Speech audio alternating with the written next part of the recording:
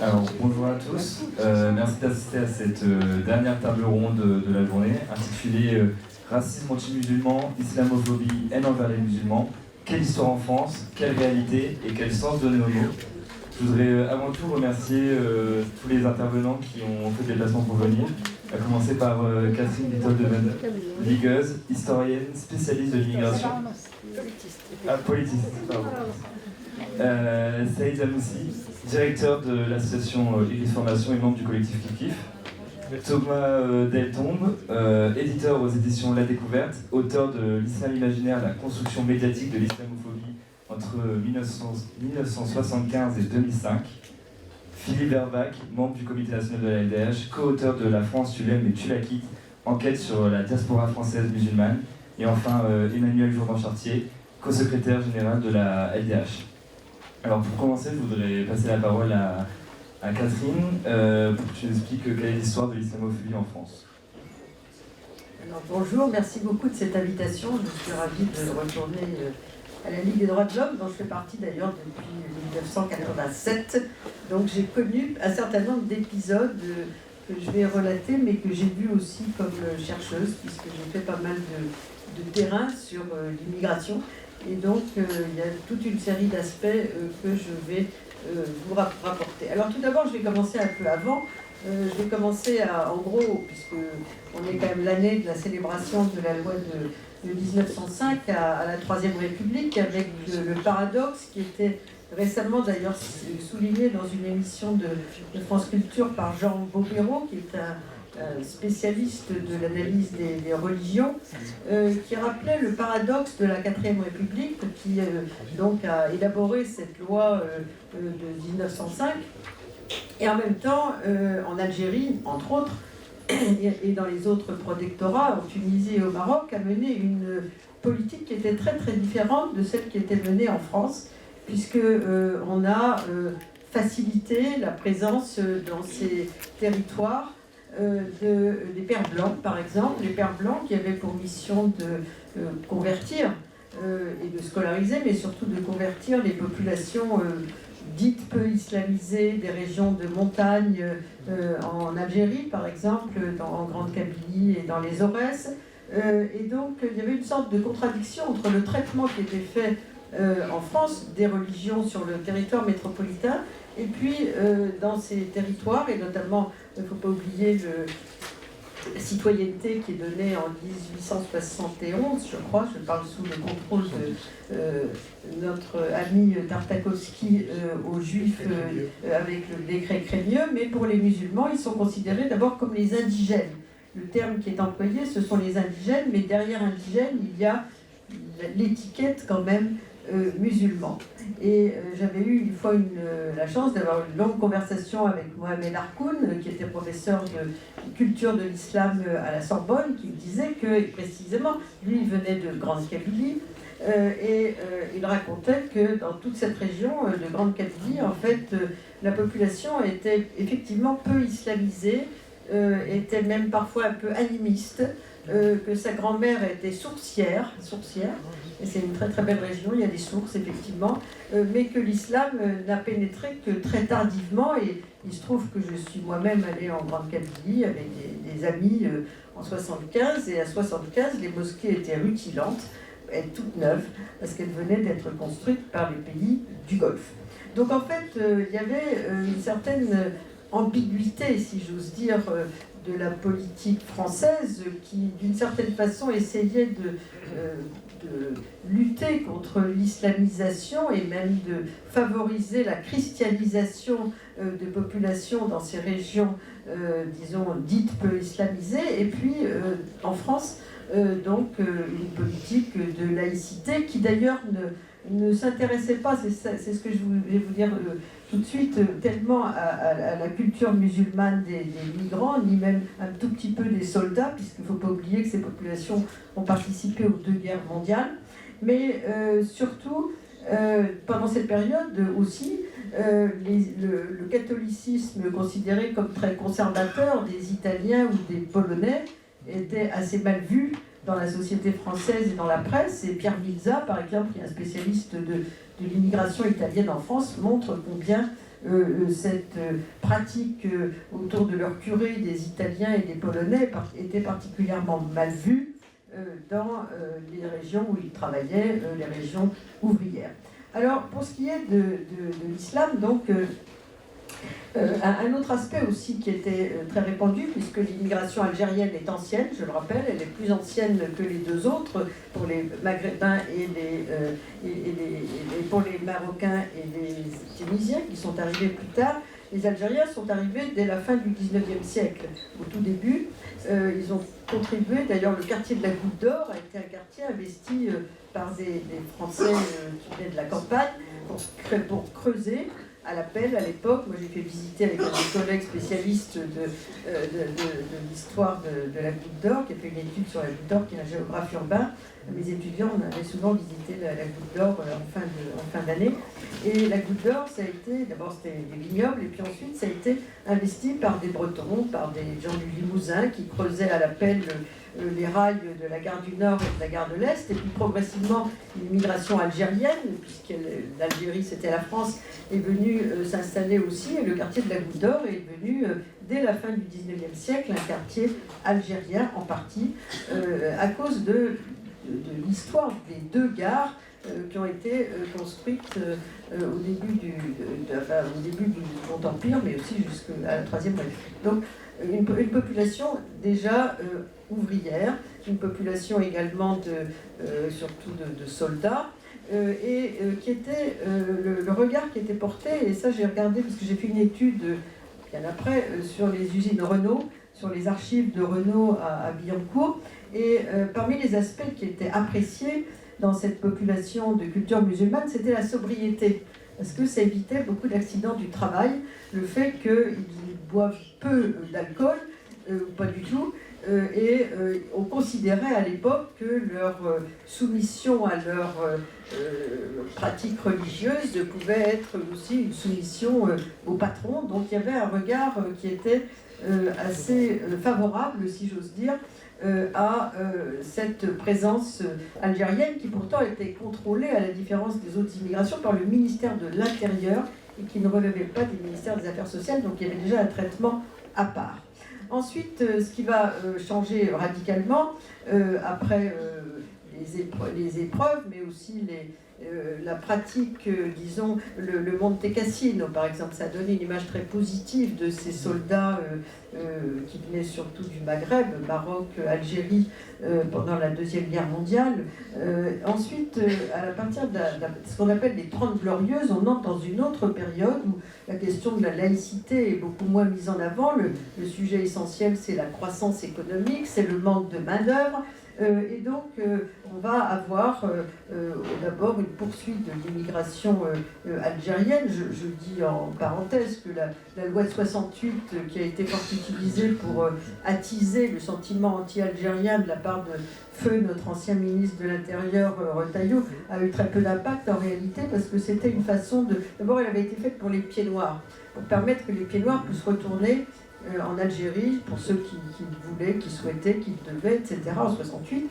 Et puis ensuite, il y avait une contrepartie, de faire venir 35 000 Algériens, donc c'était pas beaucoup, dans une période où les gens entraient 400 000 personnes d'un coup, année après année, parce qu'on avait vraiment besoin de main-d'œuvre. Donc pendant cette période, en fait, c'est une période relativement faste, si j'ose dire, déjà pour le racisme. C'est cette période aussi où on a la loi contre le racisme de 1972, mais aussi dans les usines, puisque j'avais fait une enquête de 2 ans chez Renault, on disait que tout ça, ça devait être mis à la porte de l'usine. On ne pouvait pas prononcer de paroles discriminatoires à l'intérieur de l'usine, notamment chez Renault, mais surtout...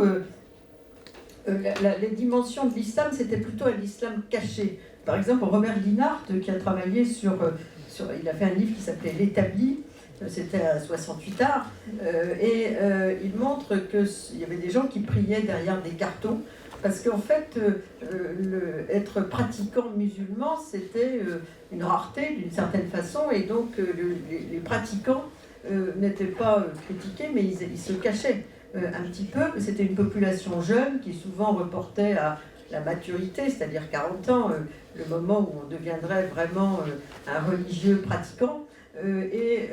Dans l'ensemble, la pratique était relativement faible, et puis on appréciait toujours chez Renaud leur sobriété, et donc c'était un aspect particulièrement mis en avant par rapport à d'autres populations qui avaient beaucoup plus d'accidents du travail à cause de l'alcoolisme. Mais le regard, c'est quand même la religion des pauvres, il ne faut pas l'oublier, de l'ancien colonisé, et cet islam, il est pratiqué éventuellement discrètement dans les foyers, dans les bidonvilles aussi, ceux qui travaillent comme ouvriers agricoles, donc ils ne sont pas en milieu urbain. Ce qui va changer, c'est la sédentarisation de l'immigration à partir de 1974. Donc on arrête l'immigration de travail salarié à cette période, et l'immigration peu à peu est beaucoup plus présente. Ça ne veut pas dire qu'il n'y avait pas de famille avant, mais ça va accélérer le regroupement familial comme effet pervers, si j'ose dire, de cette décision. Et ceux qui ont travaillé, comme mes collègues, Gilles Kepel, Rémi Levaux, Bruno Etienne, Jocelyne Césari, etc. là-dessus, ils montrent la visibilité croissante de l'islam dans l'espace urbain. C'est aussi les lendemains de la crise pétrolière, donc les pays du Golfe 73 sont beaucoup plus riches, et ils commencent à financer une visibilité de l'islam à travers le financement de salles de prière, la diffusion de cassettes de prédications musulmanes, surtout de la mosquée Al-Azhar du Caire, et puis également le prêt-à-porter musulman, des ventes de Coran, des librairies musulmanes, des boucheries musulmanes. Donc il y a une visibilité de l'islam dans l'espace urbain, maintenant que les bidonvilles ont disparu, dans les quartiers où la population s'est installée, beaucoup plus forte. Mais l'islamophobie, il y a plutôt une sorte de curiosité, mais surtout dans cette période, j'aurais tendance à dire que ce qui a accéléré les choses, ça a été déjà l'inscription à l'agenda. La thématique de l'immigration était très peu portée par les partis politiques, et l'inscription à l'agenda de l'immigration par Jean-Marie Le Pen aux élections municipales de 83 à Dreux a progressivement changé la donne. 83, donc Jean-Marie Le Pen inscrit cette thématique dans son programme électoral. Avant, il avait un parti qui n'avait pas beaucoup d'électeurs, parce que c'était les anciens de la guerre d'Algérie, de l'OAS, de toute une série de vieilles lunes, si j'ose dire, et ça ne soulevait pas les foules. Ensuite, 85, le Figaro Magazine. Le Figaro Magazine qui publie un numéro en novembre 85, serons-nous encore français dans 30 ans? Sur la couverture, une Marianne voilée. Et à l'intérieur, un article d'un certain Jean Raspail, qui est un écrivain d'extrême droite, qui raconte une France, c'est déjà le grand remplacement, qui va être envahie au sud par des gens du Bangladesh, parce que c'est un pays très peuplé, effectivement. Bon, ils arrivent ici. Donc, il y a toute une peur qui s'installe de l'islam. C'est le début de la mise en scène du péril vert. Et cette période, ça va être aussi la fin du péril rouge, il ne faut pas l'oublier. 90, c'est la fin de l'URSS, et c'est donc un autre discours. 93, Huntington, le clash des civilisations. Donc on met en orbite, si j'ose dire, de façon géopolitique, l'islam comme le nouvel opposant à la société occidentale. Et ensuite, on va avoir toute une série d'éléments qui vont se poursuivre, et avec toujours plus de visibilité de l'islam. C'est les conflits de l'automobile qui ont commencé dans les années 84-85 chez Renault, chez Citroën, chez Talbot, etc. Le conflit de la Sonacotra, qui est un conflit qui a duré 6 ans, entre 79 et 85. Donc on a toute une effervescence, si j'ose dire, autour de l'islam, et qui progressivement va inscrire cette thématique dans le regard qui est porté sur l'immigration. À partir des années 90, donc l'image de ces ouvriers que j'ai connus, comme j'ai fait de l'alphabétisation quand j'étais étudiante à Sciences Po, mais ensuite en faisant 2 ans d'enquête chez Renault, c'était d'abord l'image de l'OS. On était encore dans une analyse la société en termes de classe, hein, la classe ouvrière. Il y avait toute une série de certains de mes collègues qui se demandaient s'ils étaient membres de la classe ouvrière ou membres occasionnels, ou est-ce qu'ils étaient partie prenante ou pas d'un mouvement révolutionnaire. C'était des discussions sans fin, mais c'était l'OS. La vision, c'était l'OS. Le migrant, c'est aussi une partie des OS. Et progressivement, l'image, c'est le musulman. Hein. Donc il y a une sorte de mutation qui va se faire. On oublie l'OS et on devient musulman, d'autant plus qu'un certain nombre d'entre eux, il y a des usines qui ferment, surtout ici, mais pas seulement. Et donc certains deviennent chômeurs, et donc ils décident aussi d'élever dans l'islam leurs enfants, puisqu'ils se sont installés dans notre société. Donc il y a un climat qui change. Et puis une inquiétude qu'un certain nombre de chercheurs relèvent, notamment les prières dans la rue, par exemple. Hein. Les prières dans la rue, non seulement à la Goutte d'Or, mais à Marseille, donc, en disant l'espace public laïque est mis en péril par des gens qui prient dans la rue, et il y a un vrai danger. Et puis il y a une ingérence des pays d'islam dans notre pays, parce qu'ils financent des mosquées, etc. Il y a de grandes mosquées qui sont construites, souvent avec le concours de la France, puisque souvent le territoire est offert pour que ces mosquées puissent être construites. Il y a tout un débat au ministère de l'Intérieur en disant vaut mieux des mosquées cathédrales que des mosquées de garage où on ne contrôle pas ce qui s'y passe. Il y a deux grandes régions du monde qui contrôlent à distance, en France, tout au moins, ces pratiques. D'une part, le Maroc, avec un certain nombre de mosquées qui sont construites, assez modestement, mais quand même. Et puis, bien sûr, les pays du Golfe, et notamment l'Arabie Saoudite, et une grande partie de ces mosquées sont construites avec le concours et l'argent des pays du Golfe, un islam traditionnel, si j'ose dire.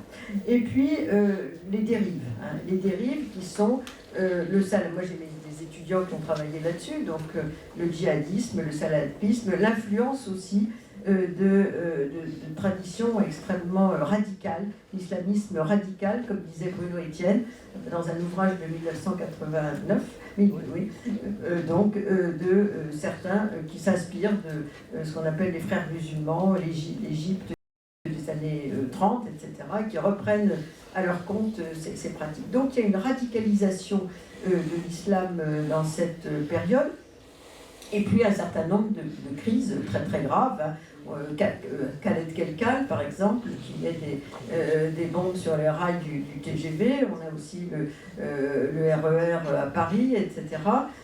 On a l'islamisme en Algérie, le Front islamique du salut, avec il y a eu déjà la révolution en Iran, il ne faut pas l'oublier. Donc tout ça, ça construit une nouvelle image. C'est plus seulement le musulman, mais c'est le danger. Hein, c'est le danger, disons, de la radicalisation et de l'infiltration d'une religion qui vient de l'extérieur et qui va mettre en péril notre société. Là, on est, disons, à la charnière de la fin des années 80 et des années 90, et donc on a beaucoup d'enquêtes qui apparaissent à l'époque. On a eu l'affaire du foulard en 89, etc. Donc il y a un tournant. Moi, j'aurais tendance à dire que le tournant, il se situe entre 1985, en gros, et 1995. Et donc l'image de l'islam dangereux apparaît alors. Ensuite, on a une nouvelle période qui sont plutôt les années, à partir des années 2000. Donc on a une accentuation, cette fois-ci dans la société française, d'un discours entre eux et nous. Et notamment, ça a été étudié par des sociologues comme Michel Bievorka, qui a fait un livre d'ailleurs sur le nord de la France qui s'appelle « La France raciste », et il décrit ce qu'il appelle le racisme différentialiste. C'est-à-dire, il montre combien des gens qui ont perdu beaucoup de leur identité, ils ont perdu leur travail dans des régions sinistrées industriellement, et il ne leur reste plus rien sauf d'être blanc et d'être donc de souche, être français de souche. C'est disons, une sorte de contresens que de dire qu'on est un français de souche. D'une part, on n'a aucune définition d'appartenance ethnique dans nos constitutions françaises, et d'autre part, la France est le plus ancien pays d'immigration en Europe, il ne faut pas l'oublier, et un Français sur 4 a un grand-parent ou un arrière-grand-parent étranger. Donc le français de souche, j'aurais tendance à dire que ça n'existe pas, surtout si on met en perspective tout ce qui s'est passé avant, depuis les gallo-romains et autres. Donc le français de souche, ça a beaucoup de succès, en réalité, chez des petits qui se disent, ben voilà, je ne suis rien, mais je suis plus que, parce que je suis un Français de souche. Et donc, il montre ce phénomène qui a été aussi analysé par une philosophe de l'école normale supérieure qui s'appelle Anne-Marie Thiès, qui travaille beaucoup sur ce phénomène d'enracinement d'une partie de la population française, donc qui crée une frontière. Il y a eux et nous. Eux et nous, on n'est plus dans l'analyse du monde ouvrier d'un côté et des autres de l'autre. Cette fois-ci, c'est eux et nous. Et la distinction, c'est celui qui est d'origine et celui qui ne l'est pas. Et celui qui ne l'est pas est soupçonné, plus ou moins, d'être musulman. Le contexte international donc se durcit, il ne faut pas l'oublier, puisqu'on a, à cette époque, on a eu le 11 septembre, et puis ensuite on va avoir donc tout ce qui s'est passé par la suite avec les attentats islamistes, la guerre du Golfe étant elle-même passée par là en 91, etc. Et on en arrive donc à un contexte qui est d'ailleurs celui dans lequel on est aujourd'hui, qui est une tentative de définir la société française à la fois par la frontière de l'islam et la frontière de l'ethnicité. Il y a une tendance à ethniciser la société française, qui est une vieille tradition qu'on trouve dans l'entre-deux-guerres. C'était pas de la même façon qu'on ethnicisait la population, mais il y a eu beaucoup de sociologues en herbe, si j'ose dire, qui se définissaient plutôt comme géographes, comme Georges Mocco, qui aimait classer de façon raciale les nationalités à l'époque, dans les années 30, pour les distinguer selon leur aptitude, notamment sur le marché du travail, et leur aptitude à l'assimilation. Là, cette fois-ci, on ethnicise à des fins de construire une distinction entre, d'un côté, eux et nous, ceux qui sont musulmans et ceux qui ne refusent que les musulmans fassent partie de la société française. Et très récemment, dans un article du Monde de Philippe Bernard, du 23-24 novembre 2025, rappelle ce phénomène où il dit finalement il décrit donc le fameux sondage dont on a parlé de l'IFOP, où donc 57% des musulmans interrogés jugent que les lois de la République sont moins importantes pour eux que les règles de la religion. Ce sondage qui a été très critiqué par 3 personnes qui sont très importantes dans l'analyse du phénomène, qui sont d'une part Vincent Tibéri, dont je parlais tout à l'heure, qui disait en fait la façon dont les questions ont été posées explique aussi les réponses qui ont été données. Un autre qui a Patrick Simon, qui dit que dans les gros échantillons qu'il utilise à l'Institut d'études démographiques, voilà, les aspects de la pratique de l'islam sont beaucoup plus des marqueurs d'appartenance comme le ramadan, mais que la pratique religieuse est assez faible, ce que j'ai pu vérifier à travers mes étudiants qui ont travaillé sur être français et musulman. J'en ai plusieurs qui font leur thèse là-dessus. Et puis un troisième qui a beaucoup plus travaillé sur l'islamophobie, qui est Franck Frégossi, qui, avec Vincent Gesser, à l'Institut d'études politiques d'Aix-en-Provence, ont beaucoup travaillé sur l'islam et l'islamophobie dans la lignée de ce qui avait été déjà commencé par Bruno Etienne et Jocelyne Césari. Alors j'en viens pour terminer à quelques analyses récentes. Donc il y a une sorte de... Ce que dit Philippe Bernard qui me paraît très vrai, et ce que disent mes collègues là, par rapport au sondage de l'IFOP, c'est qu'en fait on est dans une sorte de concurrence de 2 séparatismes. D'un côté, celui de l'extrême droite et d'une droite extrême, mais qui ne se définit pas comme telle, qui ne veut pas que les musulmans fassent partie de la République, et celui de l'islam radical, qui voudrait se mettre en marge de la République.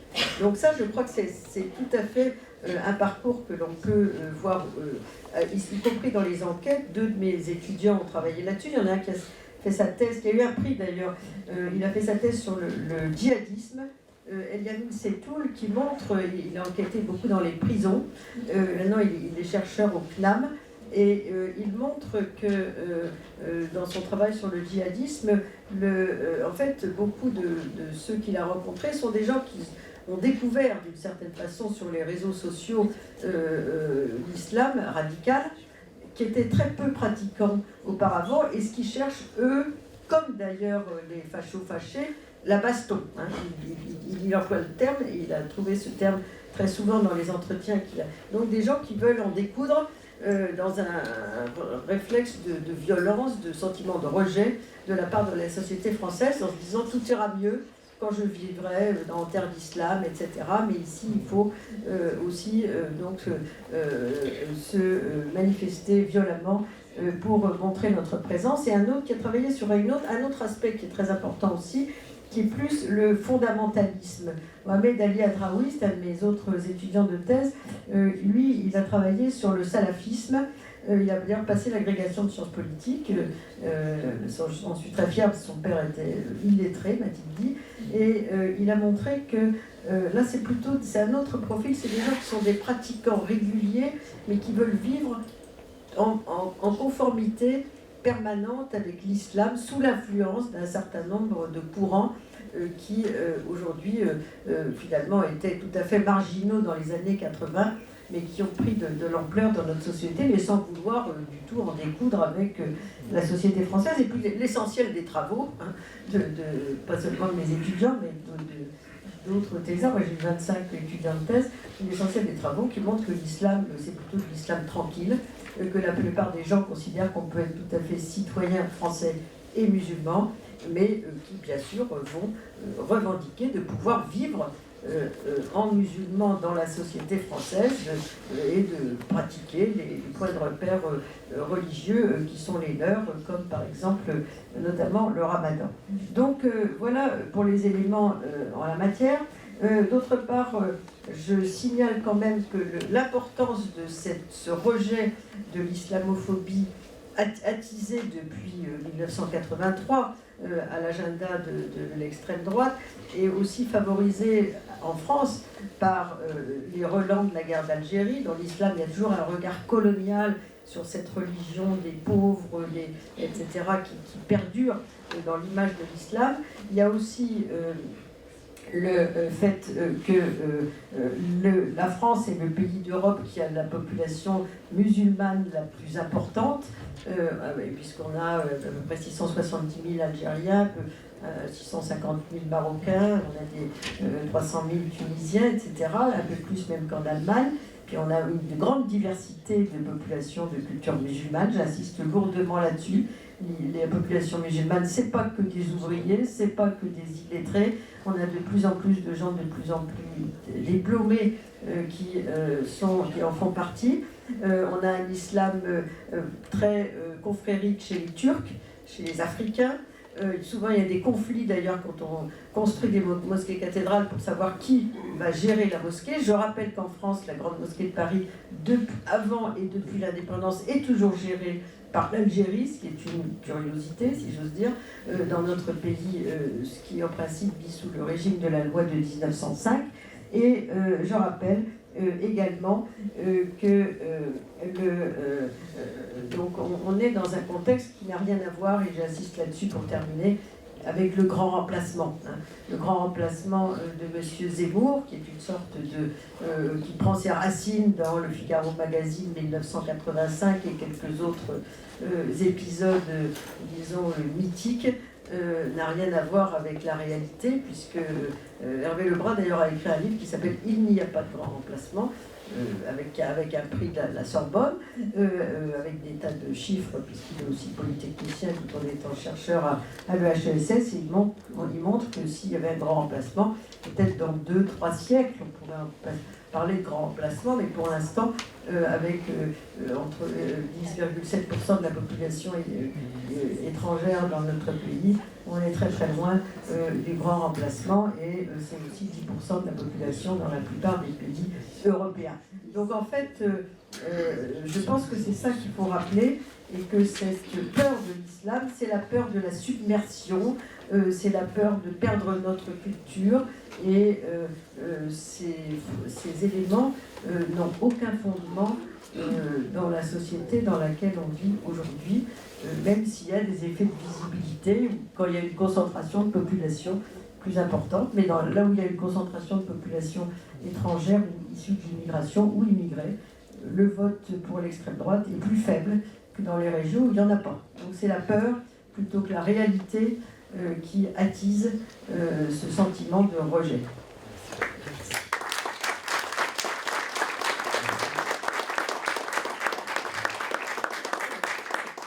Je voudrais maintenant passer la parole à Saïd, du coup, membre du collectif, pour que vous puissiez nous parler de la réalité de l'islamophobie aujourd'hui et de l'impact que du coup ça a sur les personnes concernées.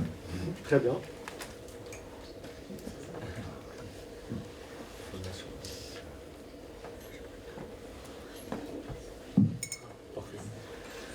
Très bien, merci donc, pour cette invitation. Et j'ai envie d'abord de rebondir sur une chose que Madame a dite, lorsqu'elle a parlé de donc, cette fameuse prière donc, dans les rues. À l'époque, certains médias disaient pas que les personnes priaient à l'extérieur parce que les mosquées étaient pleines. Elles disaient, elles priaient donc à l'extérieur pour occuper l'espace. Et c'est très important, occuper l'espace. Donc il y a un côté menaçant, côté dangereux. Et pour dire que parfois moi-même, j'étais parfois dans des conditions où, lorsque je faisais ma prière donc, dans une mosquée, bah, je voyais très bien que on n'avait pas trop le choix, qu'il faut sortir à l'extérieur pour pouvoir prier. Et dire que je ne vois pas comment quelqu'un, avec des conditions parfois climatiques où il pleut, il n'a pas le choix de sortir pour prier, l'extérieur tout simplement. Donc c'était juste en guise de rebondissement sur ce propos. Alors moi j'ai, avant de poursuivre mon propos, de dire que je viens d'abord partager mon expérience de travailleur social. Donc c'est très important et préciser d'où je parle.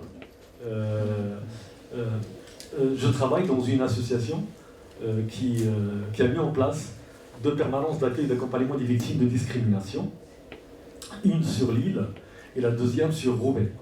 Et je n'avais pas fait le choix de travailler sur ces sujets-là. Et ça va vous paraître un peu bizarre. Pourquoi? Parce que nous, à la base, nous sommes une section d'insertion professionnelle. On porte des médiations en emploi.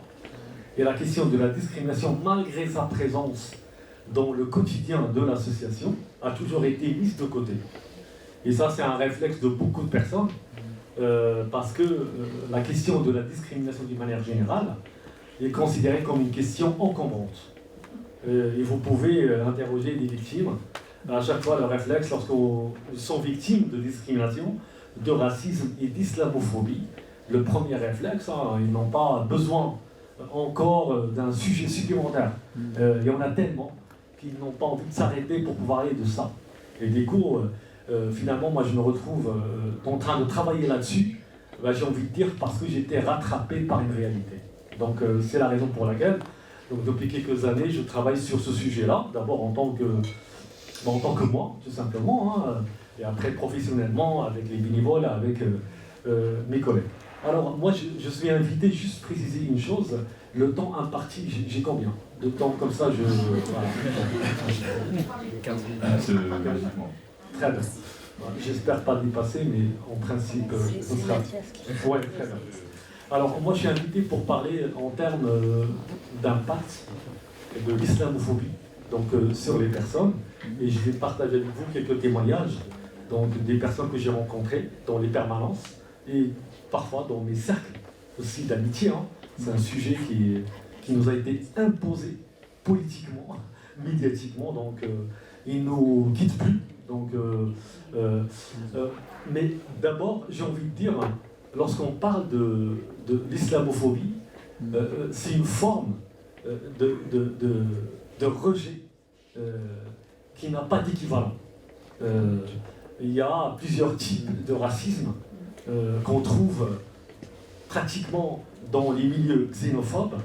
Donc l'islamophobie, sa spécificité, c'est qu'on peut la trouver dans tous les milieux. Donc, j'ai même envie de dire, de l'extrême gauche à l'extrême droite. Donc, elle traverse tous ces champs-là et elle peut s'expliquer par des motivations, des raisons différentes. Mais malheureusement, je peux donner des exemples avec des personnes avec qui j'ai échangé, qui ne se présentent pas comme racistes, loin de là, mais lorsqu'il s'agit de la question de l'islam, là il y a toujours une nuance qui est demandée. Donc on sent que le sujet, voilà, fait pas encore, comment dirais-je, en fait une forme de rejet massive, parce que parfois on me pose la question en me disant, mais ça y est, tu travailles sur les discriminations, sur le racisme, mais c'est quoi la différence? Et la différence que je trouve, moi, c'est vraiment ce côté, comment dirais-je, massif, qui parfois on a du mal à faire la distinction donc, sur les différentes formes de rejet qu'il peut représenter. Ça, c'est en guise d'introduction. Maintenant, sur les impacts, pour aller tout de suite sur le sujet pour lequel je suis invité, le premier impact, pour moi, c'est cette question d'essentialisation. L'essentialisation, c'est lorsqu'on réduit donc une personne à un trait, lorsqu'on cherche à trouver chez quelqu'un la chose qui nous embête, donc on va la réduire pratiquement qu'à ça.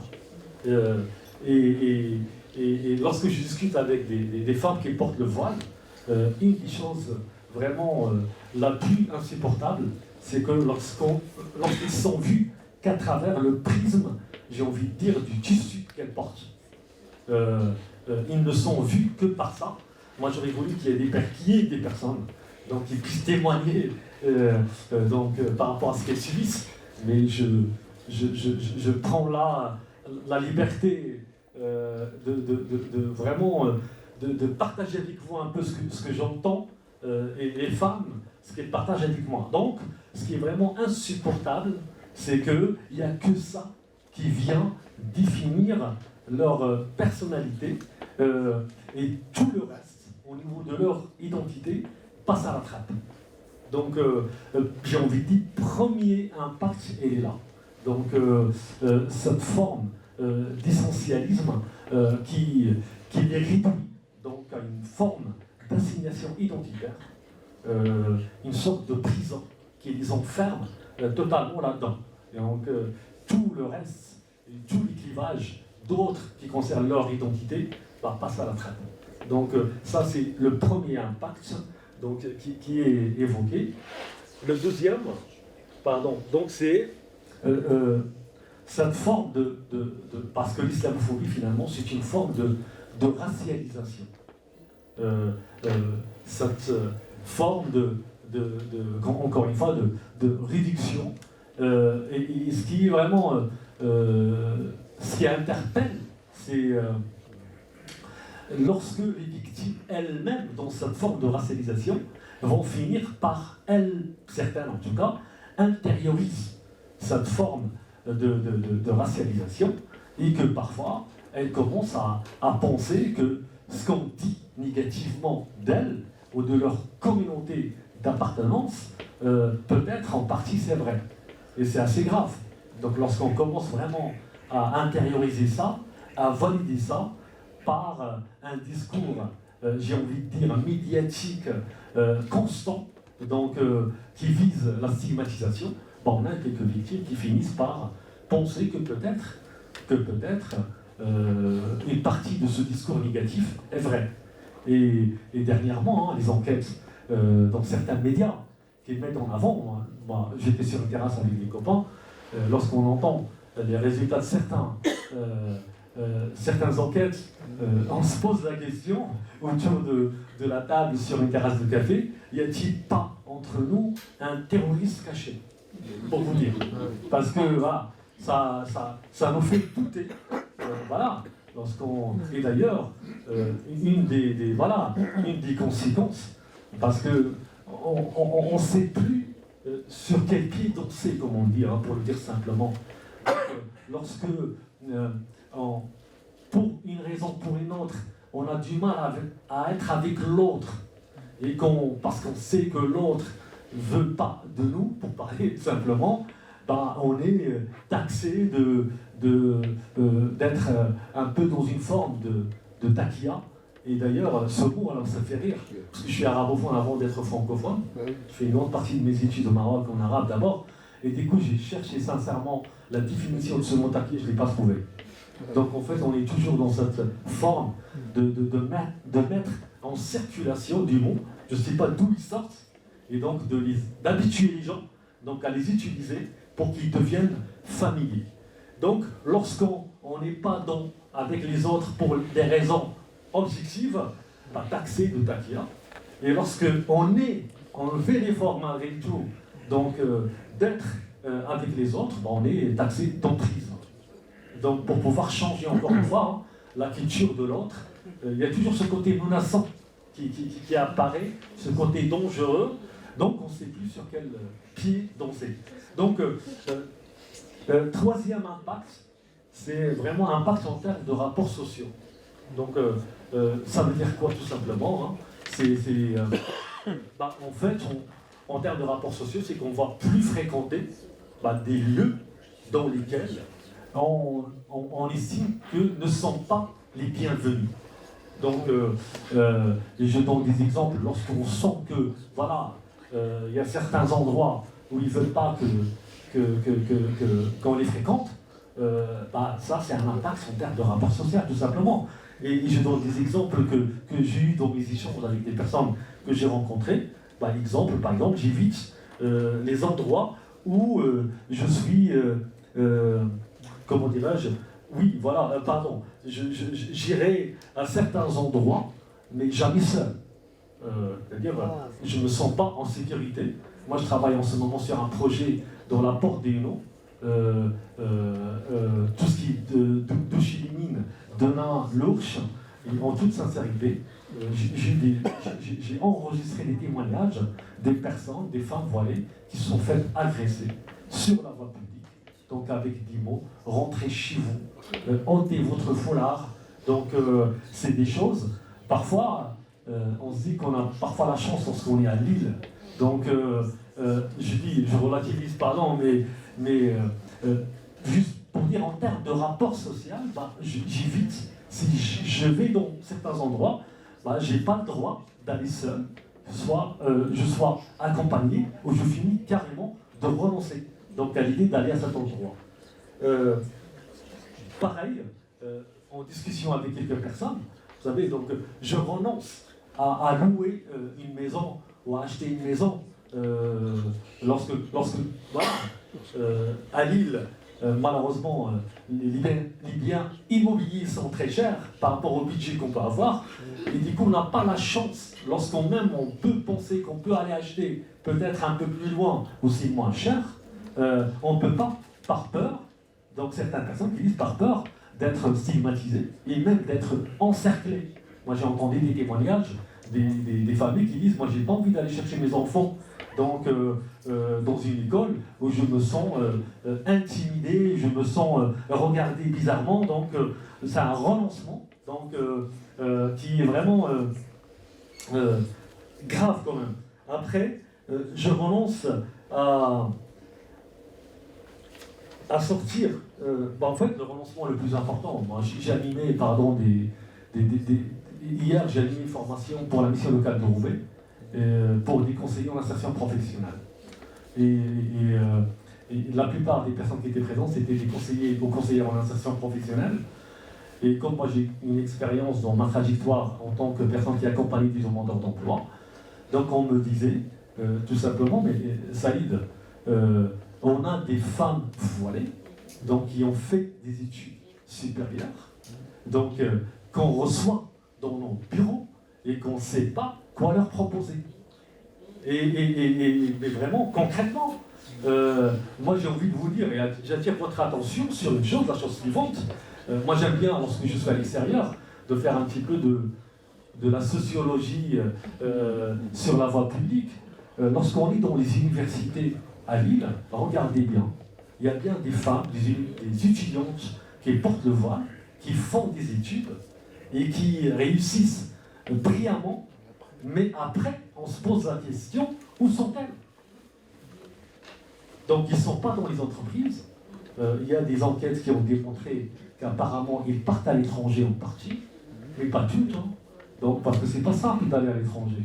Donc, certaines vont faire le choix d'abandonner leur ambition et de faire parfois le choix de se marier, de faire le choix de remettre en question leur projet professionnel, leur projet personnel, parfois par contrainte.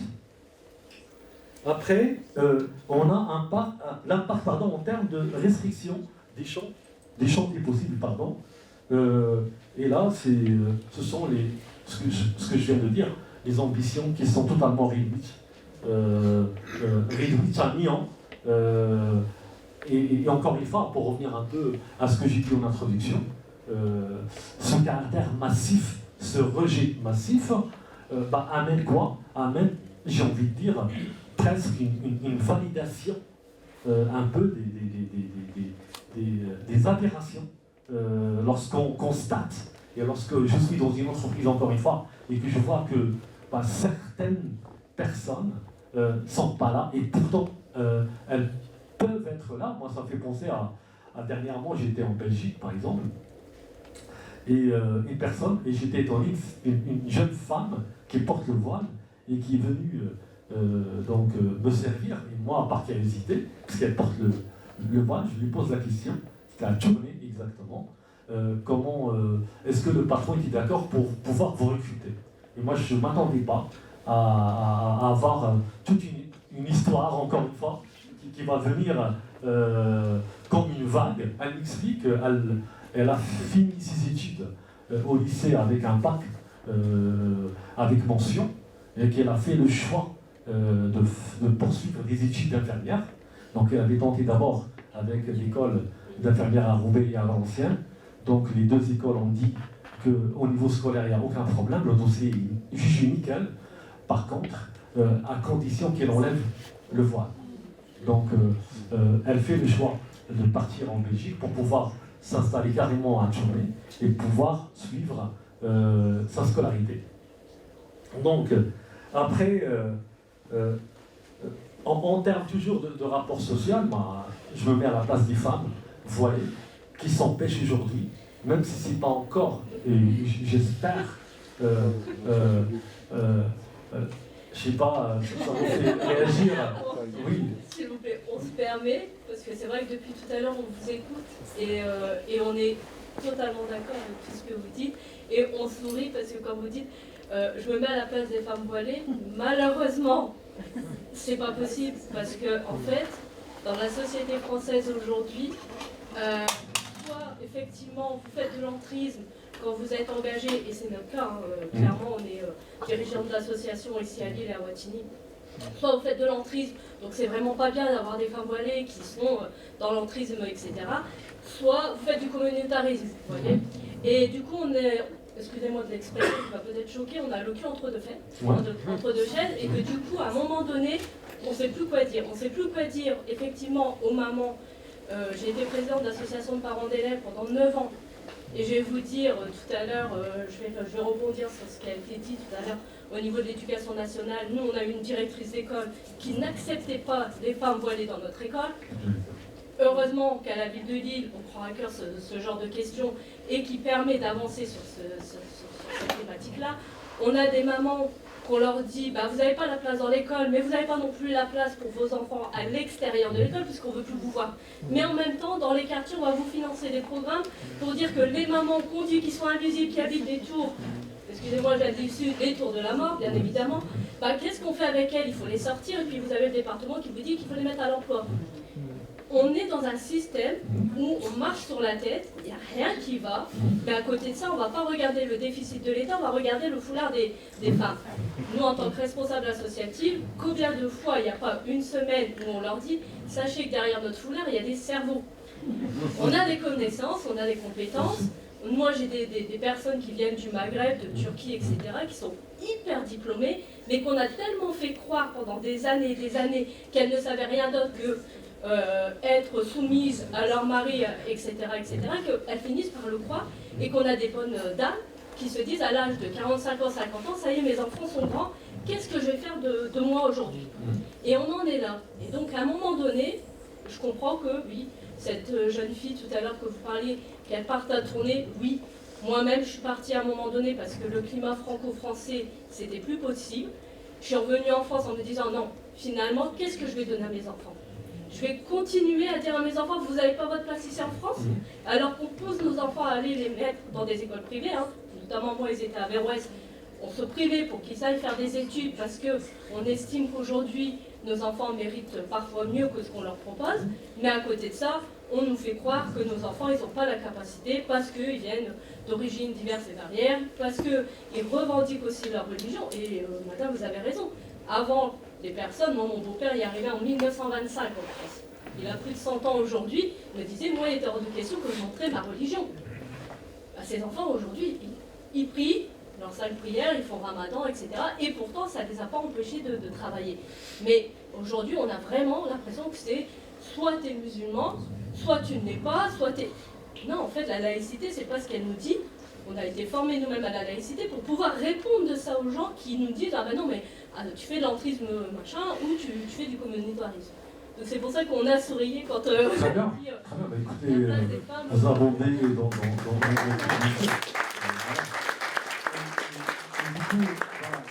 j'ai fini mon temps de parole, donc c'est pas grave. Je suis content d'avoir partagé ça avec vous, mais dernière chose quand même, comme impact et qui est très grave, c'est vraiment en termes de, comment dirais-je, sur ce qu'on appelle l'identité bafouée. Donc, qu'est-ce que j'entends par l'identité bafouée? Donc c'est encore une fois, cette humiliation, puisque ces femmes, ces hommes aussi, il faut penser aux hommes, donc sont empêchés de se réaliser.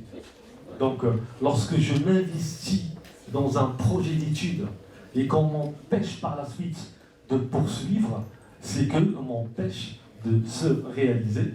Et je reprends, parce que là, le désir d'être est amputé. Hein. Si on prend un grand auteur comme Paul Ricoeur, qui parle vraiment de l'être narratif, donc qui est totalement coupé, empêché de se réaliser. Voilà, je m'arrête là.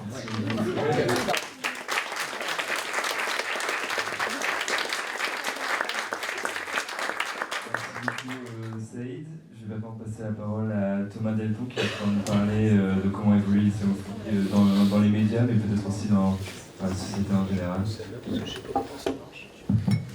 Bonsoir à toutes et tous. Merci beaucoup. Moi, je suis un peu gêné parce que... Enfin, je vous remercie, madame, d'avoir pris la parole parce que justement, j'étais un peu gêné. Je trouvais qu'on était sur un plateau avec beaucoup de non-musulmans, beaucoup d'hommes, etc. Et que j'ai été très gêné parce que justement, une des conclusions de mon travail, qui est déjà ancien, arrivait un peu à cette conclusion que très souvent, c'est les mêmes gens qui parlent et que les prises de parole de ce type-là sont extrêmement rares. Parce qu'il y a un encadrement du discours très fort, y compris dans les cercles qui tentent de lutter contre l'islamophobie. Donc gêné pour ce point-là, donc vraiment je vous remercie parce que vous donnez une meilleure conscience finalement de pouvoir être là. Mais aussi parce que je suis ici pour parler d'un livre qui a déjà 20 ans, qui s'appelle L'Islam imaginaire, qui est sorti en septembre 2005 et qui est sous-titré La construction médiatique de l'islamophobie. Donc c'est juste une petite chose pour vous dire... Je me sens un peu vieux dans cette affaire, j'espère. Enfin, et malheureusement, bizarrement, peut-être pas obsolète, quoi. C'est ça un peu le souci. C'est qu'en réalité, quand je travaillais sur ce travail, donc il y a plus de 20 ans, entre 2002 et 2005, du coup, l'idée c'était quand même que l'islamophobie disparaisse à un moment donné. Ou en tout cas qu'on puisse la combattre de sorte qu'on n'ait même peut-être plus à en discuter. Or, c'est exactement l'inverse qui s'est passé, donc aveu d'échec quand même assez flagrant. Donc je ne vais pas être trop long, justement pour pouvoir aussi laisser la parole à la salle qui laisse parfois et souvent des choses beaucoup plus intéressantes à dire que les gens qui prennent le micro. Et justement, le premier point que je voulais souligner dans ce travail que j'avais fait, donc l'islam imaginaire, c'était un travail post-universitaire, disons, autour de la médiatisation de l'islam en France dans les années 70, 80, 90. Et j'avais commencé d'abord par un travail statistique, de qui parle de l'islam à la télévision en particulier. Et ce qui est absolument hallucinant, c'est que les musulmans ne parlent pas à la télévision. On parle d'eux.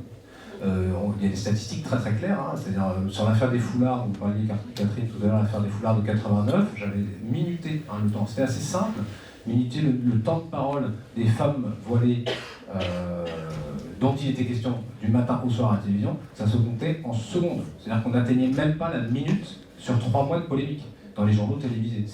On avait des journaux télévisés qui parlaient pendant 15 minutes par jour de ce thème, mais sur 3 mois, je me souviens que le temps de parole des femmes voilées n'excédait même pas la minute. Donc ça, c'était quand même un truc assez... je pense que c'est une conclusion qui est assez importante parce qu'elle dit beaucoup de choses. Et par ailleurs, là où ça se double, en fait, où l'effet, il y a un double effet qui se coule, on va dire, c'est que, y compris quand on donne la parole aux premiers concernés, comme on les appelle, en réalité, cette parole est complètement encadrée. Donc ce type de parole que vous avez eu, madame, et dont je vous remercie de nouveau, est complètement impossible dans un dispositif médiatique habituel, et en particulier télévisé, où en fait toutes les paroles sont complètement cadrées. Le sociologue Patrick Champagne racontait ça, il disait les dominés sont parlés, ils ne parlent pas, ils sont parlés. C'est-à-dire qu'on leur dit, voilà, il va falloir que tu parles en tant que telle personne, pendant telle minute, pendant tant de temps, sur tel sujet, etc. Et si tu débordes, comme l'a fait madame, et là on va te couper. Et c'est ce qui se passe, vous regardez la télévision, toute parole est complètement encadrée. Ce qui déjà dit quand même pas mal de choses sur la façon...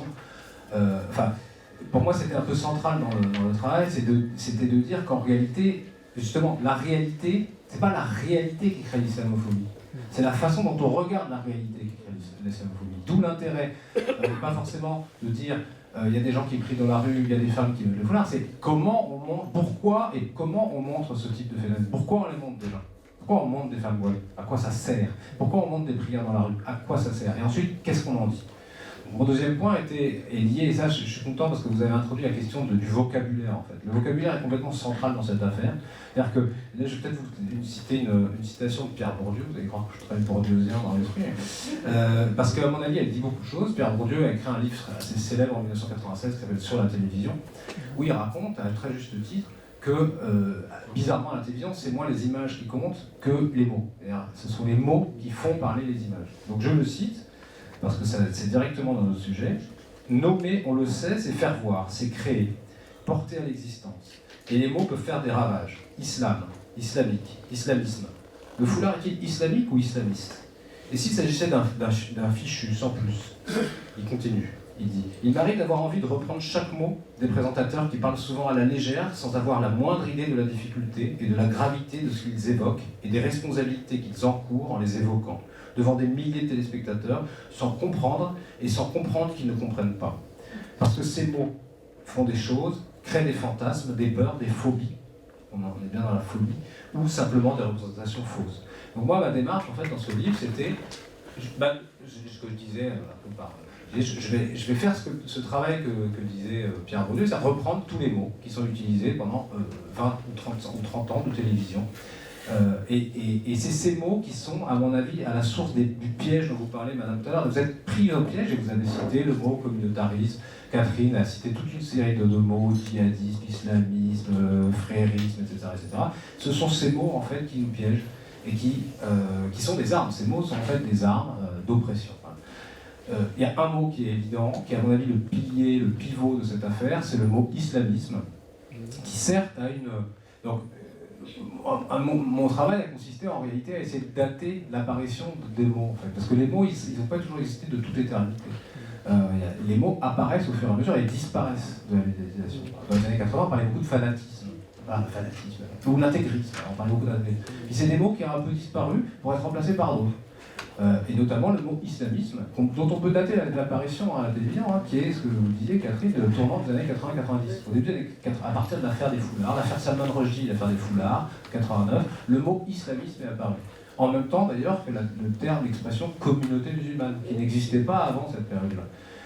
Et à l'époque, on ne parlait pas de djihadisme, on ne parlait pas de salafisme, on ne parlait pas de frérisme. Donc, comme vous disiez, je suis tout à fait d'accord avec vous, le tournant est 85-95. C'est à ce moment qu'apparaît le mot islamisme, et c'est ce mot-là qui continue à être propagé en permanence dans les médias, sans, et ça vous pouvez faire des tests, jamais être défini. C'est un mot complètement élastique, qui est omniprésent, mais toujours absent dans sa définition. Et à mon avis, ça c'est un mot-clé, et c'est un énorme piège. Donc certes, il a des définitions scientifiques, donc un certain nombre de gens que vous avez cités donnent des définitions scientifiques à ce mot, mais la façon dont il est utilisé dans les médias et dans le grand public est un moyen totalement différent, pas du tout scientifique, totalement idéologique en fait. Donc l'islamisme, il n'est pas défini, et il n'est pas défini pour une bonne raison, c'est qu'il permet de dire les choses en contrebande. Il permet de faire un amalgame entre des gens qui sont des musulmans simplement visibles et des gens qui peuvent être criminalisés, qu'on va appeler terroristes, qu'on va appeler ceci ou cela. Et donc ce terme d'islamisme a une fonction en fait dans le dispositif médiatique, mais donc dans le dispositif social, de contrôle social, qui est de criminaliser des personnes à travers un mot. On va dire, vous comprenez, cette personne est islamiste. Donc tout de suite, on va penser à plein de choses quand on pense à l'islamisme. On va penser à des gens qui posent des bombes, on va penser à des gens qui tuent qui assassinent dans des supermarchés, mais on va penser aussi à des femmes voilées, mais aussi on va penser peut-être à des gens qui cachent le fait qu'ils sont... Et donc ce mot élastique, il va très loin, parce qu'il permet de dire non seulement un certain nombre de musulmans dont on ne définit jamais les contours sont des criminels en puissance, mais en plus de ça, les gens qui vont les soutenir sont complices des potentiels crimes qui vont se passer. C'est le phénomène que décrivait dans ce livre que je vous recommande d'Eladi Hadjat et Marwan Mohamed, l'incrimination par capillarité. Et en gros, les femmes qui portent le foulard sont incriminées, les messieurs qui sont accusés d'obliger les femmes à porter le foulard sont criminalisés, les groupes politiques qui sont accusés de soutenir les hommes qui obligent les femmes, et donc petit à petit, en fait, ça permet de criminaliser tout un champ, toute une partie, finalement, de la population, dont on ne débat plus les idées, et qu'on peut véritablement accuser en procès, quoi, pour terrorisme potentiel. Ça va très très loin, et on a exactement eu le même phénomène, on a le même phénomène actuellement sur la question de la Palestine, où si on soutient le droit international, à la fin, on devient des criminels, parce que finalement, on est les complices du Hamas si on ne pose pas nous-mêmes des bombes. Donc voilà le type d'incrimination que l'islamophobie, dans tout son fonctionnement médiatique, auquel il permet d'aboutir. Donc ça, à mon avis, c'est vraiment le point de vigilance absolu, c'est de vraiment réussir à déconstruire les discours qui permettent de casser véritablement les logiques démocratiques. Et le dernier point que je voudrais souligner, pour ne pas être trop long, c'est l'illusion de la nouveauté. Alors justement, comme j'ai la chance d'être un vieux monsieur qui a travaillé sur des vieilles choses, et Catherine parlait de choses que j'ai beaucoup étudiées et qui sont parfaitement vraies. C'est qu'en réalité, ce qu'on voit aujourd'hui est d'une grande mesure pas du tout nouveau. Vous citiez Khaled Kelikal, par exemple, dans les années 95, la plupart des gens aujourd'hui, notamment les plus jeunes générations, pensent que même le terrorisme est quelque chose de nouveau. Mais en fait, c'est pas vrai. Dans les années 80, déjà, on nous parlait de ça à la télévision. Dans les années 90 aussi, dans les années 2000 aussi, dans les années 2010 aussi. En fait, ça fait 50 ans que ça dure, voire plus si on remonte à la guerre d'Algérie. Donc ça aussi, les médias passent leur temps, évidemment, c'est leur métier de vendre de l'actualité. Mais nous, il faut qu'on leur dise, en fait, vous nous vendez toujours la même salade. Alors parfois, vous avez inventé ça de nouveaux mots, djihadistes, salafistes, fréristes, mentristes, tout ce que vous voulez. Mais en fait, vous nous vendez constamment la même chose. Et vous finissez par nous laver le cerveau, à la longue, de nous raconter tout le temps la même chose. Ça, c'est une autre chose. Alors évidemment, après, et je termine là-dessus, il y a évidemment des nouveautés. Et notamment des nouveautés en dehors des médias. C'est ça peut-être l'intérêt de la chose, c'est que depuis un certain nombre d'années, les musulmans en particulier, mais les contestataires en général, ont d'autres canaux d'expression que la télévision, voilà. Donc leur parole encadrée, je parlais de ça au départ, l'encadrement de la parole est plus difficile pour les pouvoirs, puisqu'il y a des lieux et des moyens d'expression qui permettent en partie, mais pas complètement, mais en partie, de s'émanciper de cette parole encadrée par les pouvoirs politiques, médiatiques, économiques, etc. Et il me semble, je pense, que c'est une des raisons de la crispation de ces mêmes pouvoirs. Ils ne contrôlent plus en fait la parole. Ils ne contrôlent plus en tout cas complètement la parole des contestataires ou des gens qui sont étiquetés comme différents. Et alors, s'ils sont différents et contestataires, ça va très très loin. Et donc, je crois que l'inquiétude, là, toutes les phobies, mais toutes les espèces de...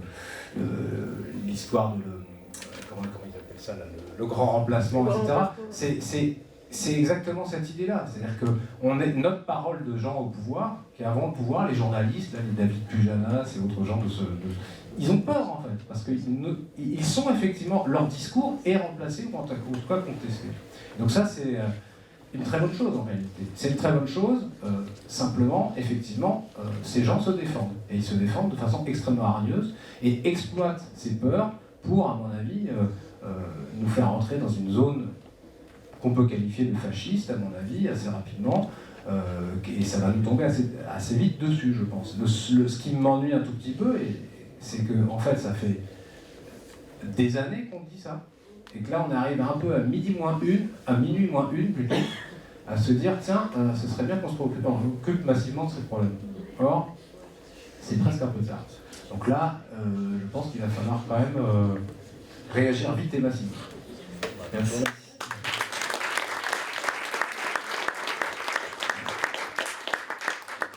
Je vais passer la parole maintenant à Philippe Vervac. On entendait pas mal, enfin, on a beaucoup entendu la voix de Saïd et de Madame, justement cette volonté de partir. Et vous avez travaillé sur un ouvrage qui s'appelle La France, tu l'aimes et tu la quittes. Vous avez pu parler avec des personnes musulmanes qui ont quitté la France, justement, il faut expliquer ce que vous dit et le rôle qu'a joué l'islamophobie dans ce choix. Déjà, merci beaucoup Mathias.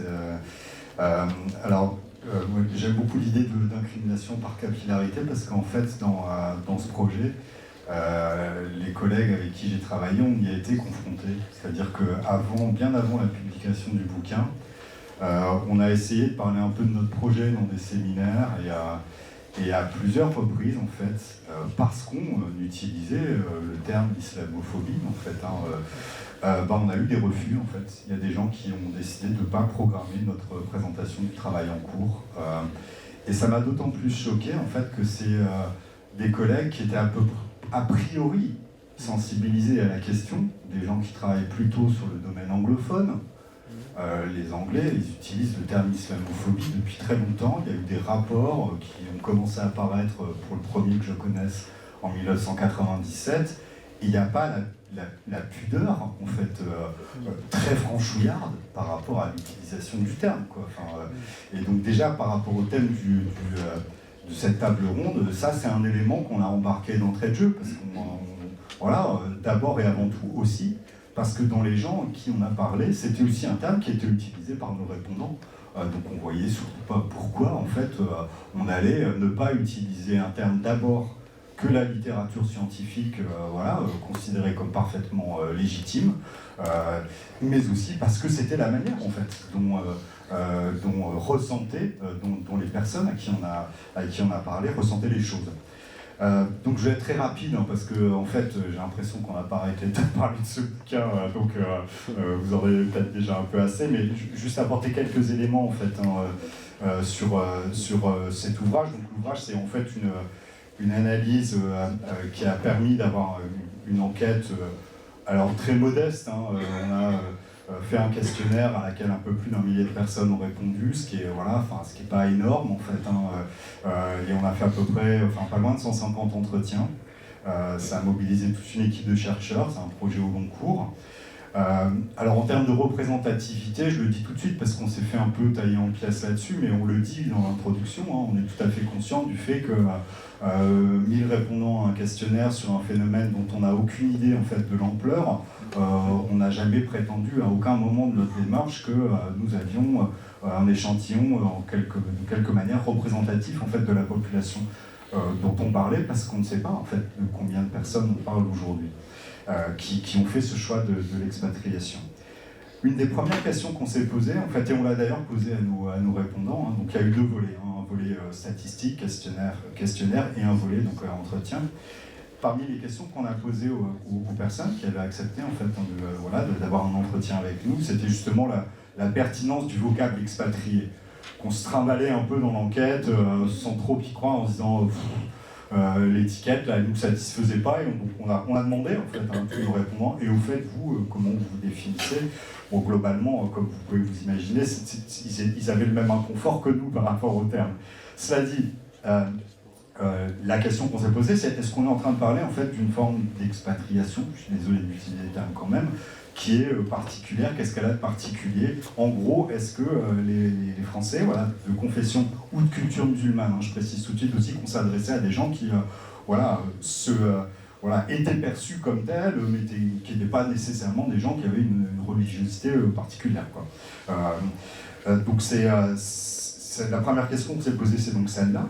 Et alors il y a plusieurs éléments qu'on peut dire. Déjà en termes de destination de là où vont en fait ces Français plutôt jeunes en fait qui partent à l'étranger. C'est pas des expatriés comme les autres. C'est-à-dire qu'il y a un choix de destination en fait qui est beaucoup plus marqué vers le Royaume-Uni, vers les Émirats Arabes Unis, vers le Canada. Et qui est nettement moins marqué vers les pays de l'Europe francophone et non francophone. Donc c'est pas, voilà, quand on compare le groupe, on n'est pas en train de parler du tout en fait, de la même forme d'expatriation, ne serait-ce que sur ce facteur-là de la destination. En revanche, et ça a été évoqué plus tôt en fait dans l'après-midi, si on regarde le niveau de diplôme, bah oui, on est en train de parler de gens surdiplômés. On a plus de la moitié de notre échantillon qui a Bac plus 5.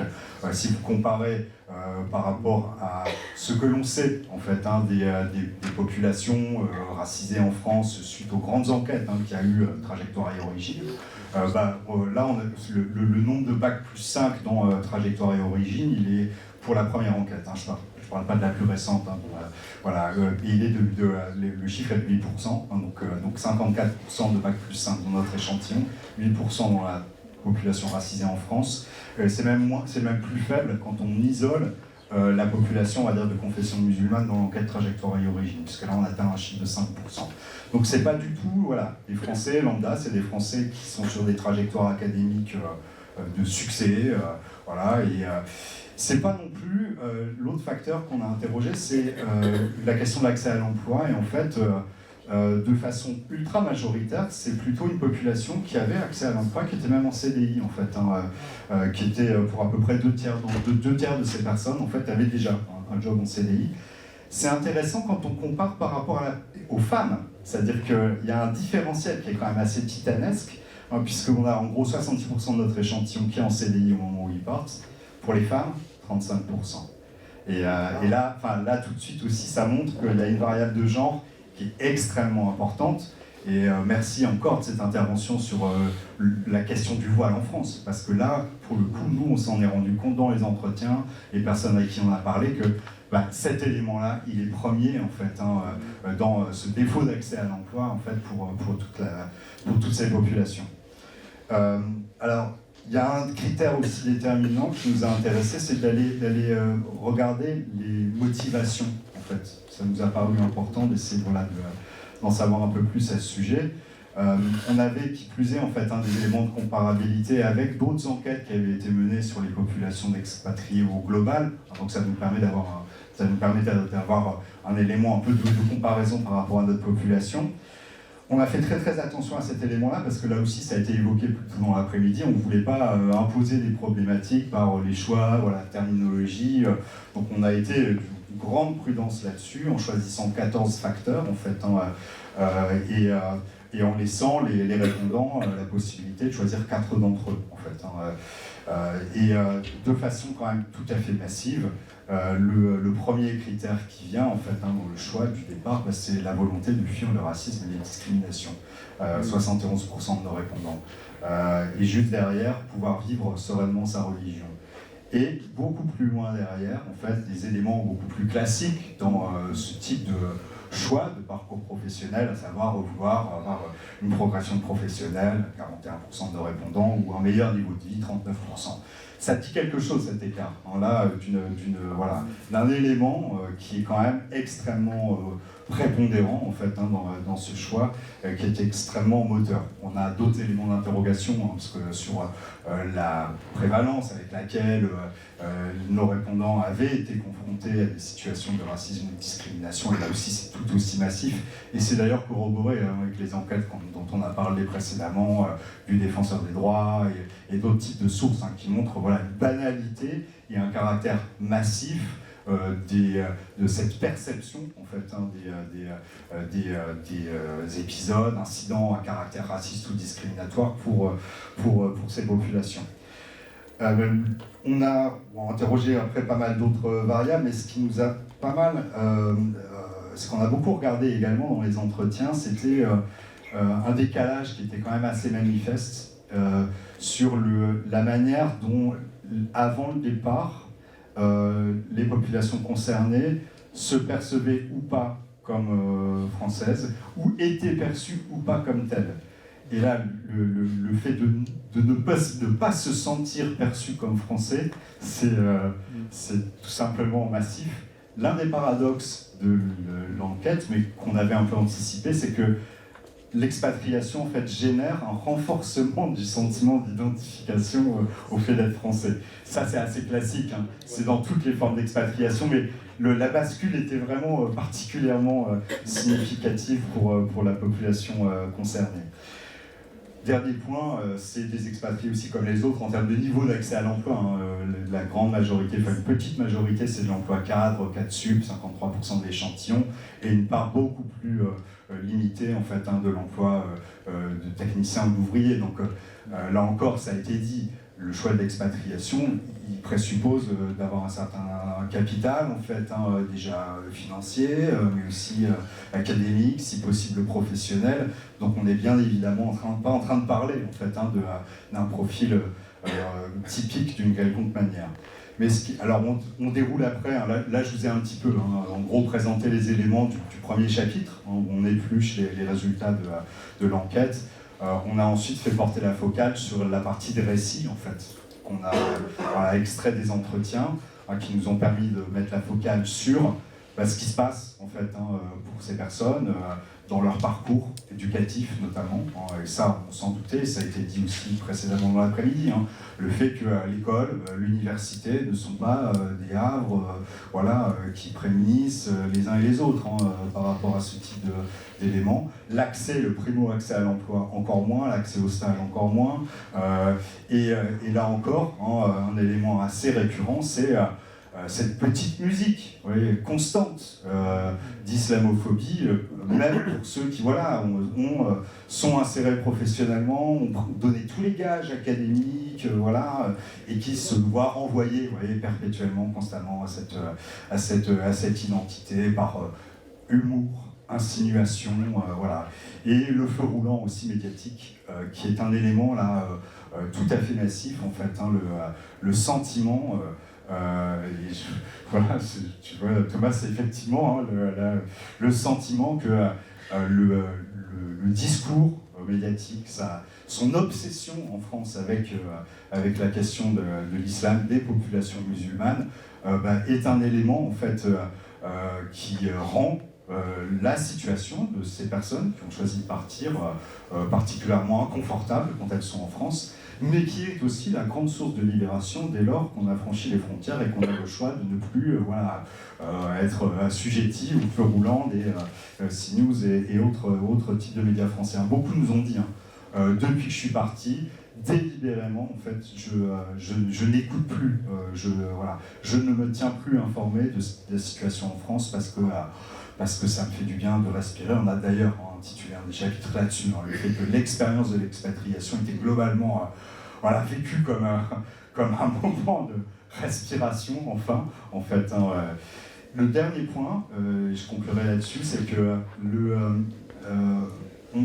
on a aussi bien vu que dans les entretiens, que le départ et l'acclimatation, l'acculturation, un nouveau contexte professionnel, un nouveau pays, n'entraîne pas pour autant, on va dire, une forme d'esprit, on va dire, aigre ou revanchard ou vis-à-vis de la France. Non, au contraire, on a eu énormément spontanément des retours en disant, enfin, c'est quand même con, le contribuable français a payé mon éducation, ma formation, et je me retrouve finalement à devoir, contraint à devoir trouver du boulot ailleurs. C'est quand même un immense gâchis.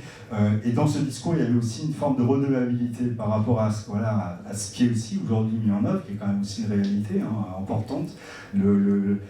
Bon an, mal an, l'accès à l'enseignement primaire, secondaire, plus mal an que bon an, l'accès à l'enseignement supérieur. Donc ça, c'est un élément en fait de retour. L'autre élément de retour, c'est et je crois que c'est aussi lié au caractère, voilà, assez... voilà, enfin, c'est des gens assez lucides, hein, qui on a discuté, hein, qui n'étaient pas non plus dans la survalorisation de l'endroit où vous étiez arrivés, quoi. Personne nous a chanté voilà, de façon naïve les louanges du modèle canadien ou américain ou britannique. Au contraire, on a entendu hein, des répondants, des répondantes qui étaient voilà, assez avec une distance critique assez saine en fait par rapport à là où ils vivaient. Donc moi j'ai trouvé en tout cas que c'était un élément extrêmement important, c'est ce qu'on développe dans le dernier chapitre en fait, hein, sur ce rapport ambivalent à la France en fait, hein, qui montre que voilà, il y a le souvenir de la trajectoire d'une jeunesse, d'un accès à l'emploi qui a pu être extrêmement perturbé et non seulement perturbé, même assez pénible hein, par l'exposition à tout un ensemble d'éléments, de remarques, voilà, plus que désagréables, violents, mais en même temps voilà, un regard qui était pas du tout univoque en fait, hein, sur là d'où il venait. Merci à vous. Merci Philippe.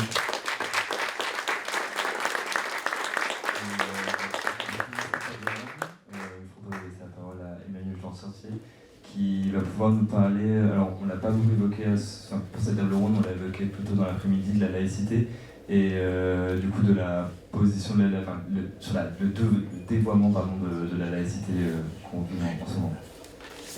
Alors je vais essayer d'être très rapide. On est effectivement le lendemain de la commémoration des 120 ans de la loi de 1905, on l'a beaucoup évoqué tout au long de l'après-midi, c'est beaucoup revenu. Donc je voudrais juste redire mettre en évidence quelques points qui sont en lien avec cette question de l'islamophobie et du rapport à l'islam. D'abord, en commençant peut-être par dire que pour la Ligue, pour la LDH, on est souvent très réticent à qualifier, autrement qu'à des fins d'analyse académique, hein, la laïcité. Or, en ce moment, vous entendez parler de laïcité stricte, ouverte, fermée, étendue, restreinte. Tout ça pourrait laisser penser quelque part que le mot n'a plus de sens et que chacun peut y mettre ce qu'il veut y trouver, qu'il y aurait en quelque sorte notre laïcité et celle des autres et que toutes se vaudraient, qu'elles seraient face à face.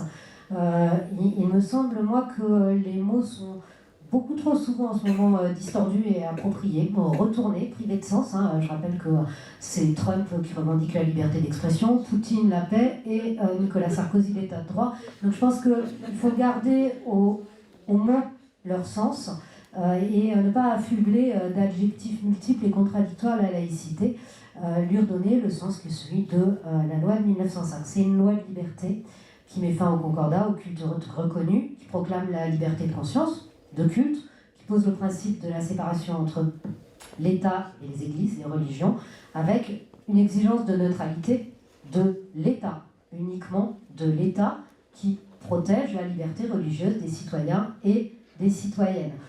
Donc une absence d'ingérence de l'État dans les expressions religieuses qui intervient à ce moment-là. Or, la laïcité, elle a été abîmée par, quelque part, toujours plus de neutralisation et toujours moins de séparation.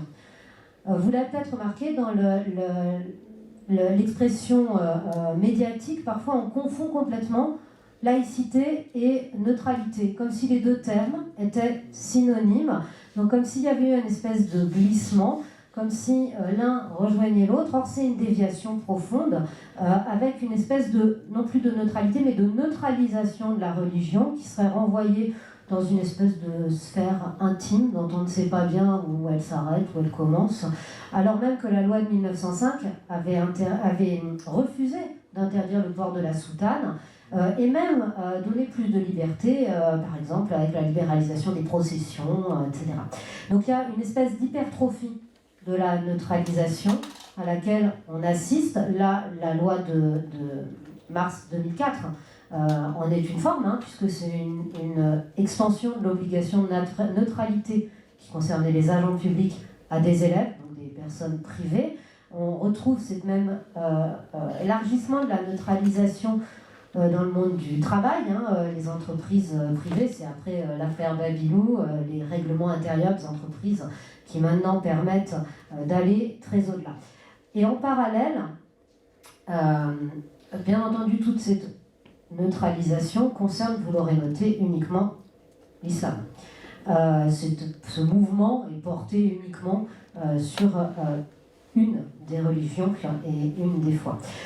Parallèlement, il y a eu une espèce d'autre mouvement avec un État qui a de plus en plus accru sa surveillance sur les religions, les cultes, ou bien l'une des religions en tous les cas, en dévoyant même les principes juridiques de 1905, avec la laïcité qui devient une espèce d'outil de contrôle administratif, voire politique. C'est le cas, entre autres, via le contrat d'engagement républicain. On peut même reprendre un certain nombre de termes qui sont employés très bien par Franck Frégosi, qui explique qu'à son sens, en France, l'État est en quête du musulman idéal et mène une politique de domestication de l'islam. Or, très clairement, quels que soient les fantasmes de l'État sur un islam sur mesure, il n'appartient pas à un État laïque de dire aux citoyens comment ils doivent pratiquer leur foi. Ça ne relève pas de l'État de s'immiscer ni dans les consciences, ni dans les dogmes, ni dans les rites, et de rentrer dans les questions doctrinales qui ne regardent que les croyants. Même d'ailleurs dans les autres religions, il y a aussi des tendances hyper conservatrices et des tendances libérales. L'État ne cherche pas à favoriser plus tel ou tel en s'immisçant au sein des églises pour dire qu'il faudrait privilégier tel ou tel catholicisme ou judaïsme. Alors que pour l'islam, on voit cette espèce de tendance très forte qui, moi, me paraît aujourd'hui trouver des prolongations, cette espèce de double mouvement, trouve des prolongations, par exemple, dans la proposition de loi sur la laïcité dans le sport, cette PPL sur la laïcité dans le sport, qui crée vraiment un ordre public moral du sport qui ne semble pas devoir avoir droit de citer.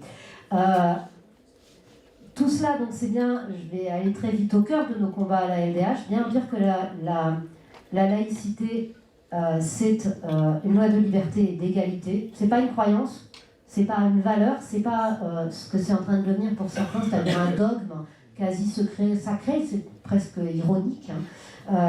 C'est un principe donc de liberté, d'égalité qui construit un cadre commun, qui permet d'assumer la diversité des cultures, des choix individuels, des croyances, et qui nous permet non pas le vivre ensemble, mais de vivre ensemble. Et c'est bien de ça qu'il s'agit. Défendre la laïcité, c'est défendre une société dans laquelle nous voulons vivre. Et je pense que c'est important de le redire, l'ensemble de ces mobilisations, les podcasts, le travail qu'on mène à la Ligue, c'est pas un travail pour quelqu'un, c'est pas un travail pour les femmes voilées ou que sais-je, c'est un travail pour nous. C'est un travail pour nous parce que c'est définir la société dans laquelle on veut vivre, une société qui garantisse les libertés, un accès égal et effectif à tous les droits pour toutes et tous. Aujourd'hui, notre démocratie, elle est vraiment menacée par la montée d'idéologies qui sont des idéologies excluantes, qui sont des idéologies de celles et ceux qui veulent que les droits ne soient réservés qu'à quelques-uns, sélectionnés sur des critères illégitimes, qui se fondent sur des fantasmes identitaires et réactionnaires. Et ce sont les mêmes qui s'attaquent à la laïcité, qui s'attaquent aussi à l'état de droit, à la liberté d'expression, d'association, aux libertés économiques, aux droits économiques et sociaux, ou bien qui s'attaquent au cadre législatif du droit des étrangers, qui fait de chaque étranger un autre. Donc c'est ce qui, me semble-t-il, est au cœur de notre motivation à la Ligue, avec, Morgiane l'a très bien dit, donc je ne vais pas le répéter, toutes les armes dont on dispose, nous, à la LDH. L'arme du droit en est une. On a, par exemple, en ce moment, un contentieux avec une auto-école qui a refusé, et qui a une femme voilée, et qui a mis dans son règlement intérieur qu'elle n'acceptait pas d'apprendre à conduire aux femmes voilées. Alors là, l'extension du champ de la neutralité est complètement... voilà. Ou bien, bien entendu, l'affaire des hijabeuses, dont vous avez entendu parler, ça fait partie de nos combats, tout comme le combat contre les mairies qui interdisent le burkini, qui participe là aussi de mesures discriminatoires, illégales et liberticides. Voilà, donc je voulais juste dire que pour nous, c'est au cœur de ce qui nous motive, parce que c'est ce qui nous permet de construire une société qui est celle dans laquelle nous voulons vivre toutes et tous. Merci beaucoup.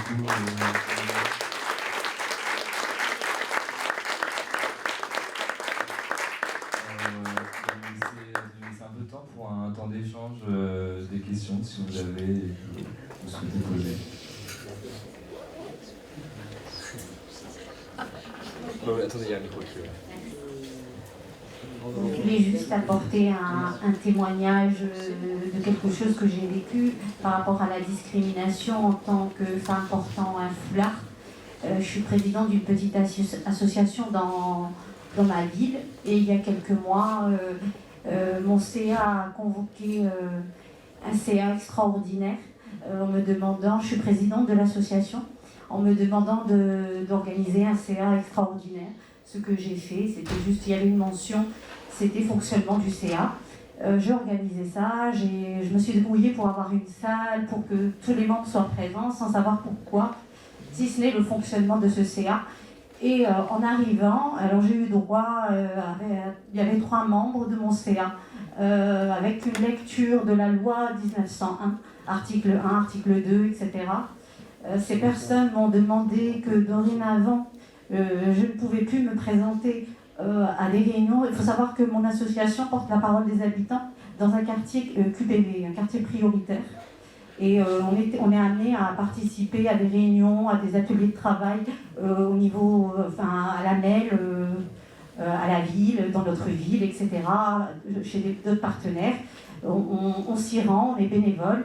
Et du coup, elles m'ont demandé que dorénavant, il fallait que j'enlève, en tout cas pour représenter mon association et pour représenter les habitants de ce quartier, il fallait soit que j'enlève mon foulard, soit que je sois accompagnée toujours avec quelqu'un de non voilé, et que ça soit, et mieux encore, s'il n'était pas d'origine, ou alors que je devais cesser d'aller à ces réunions, à ces ateliers de travail.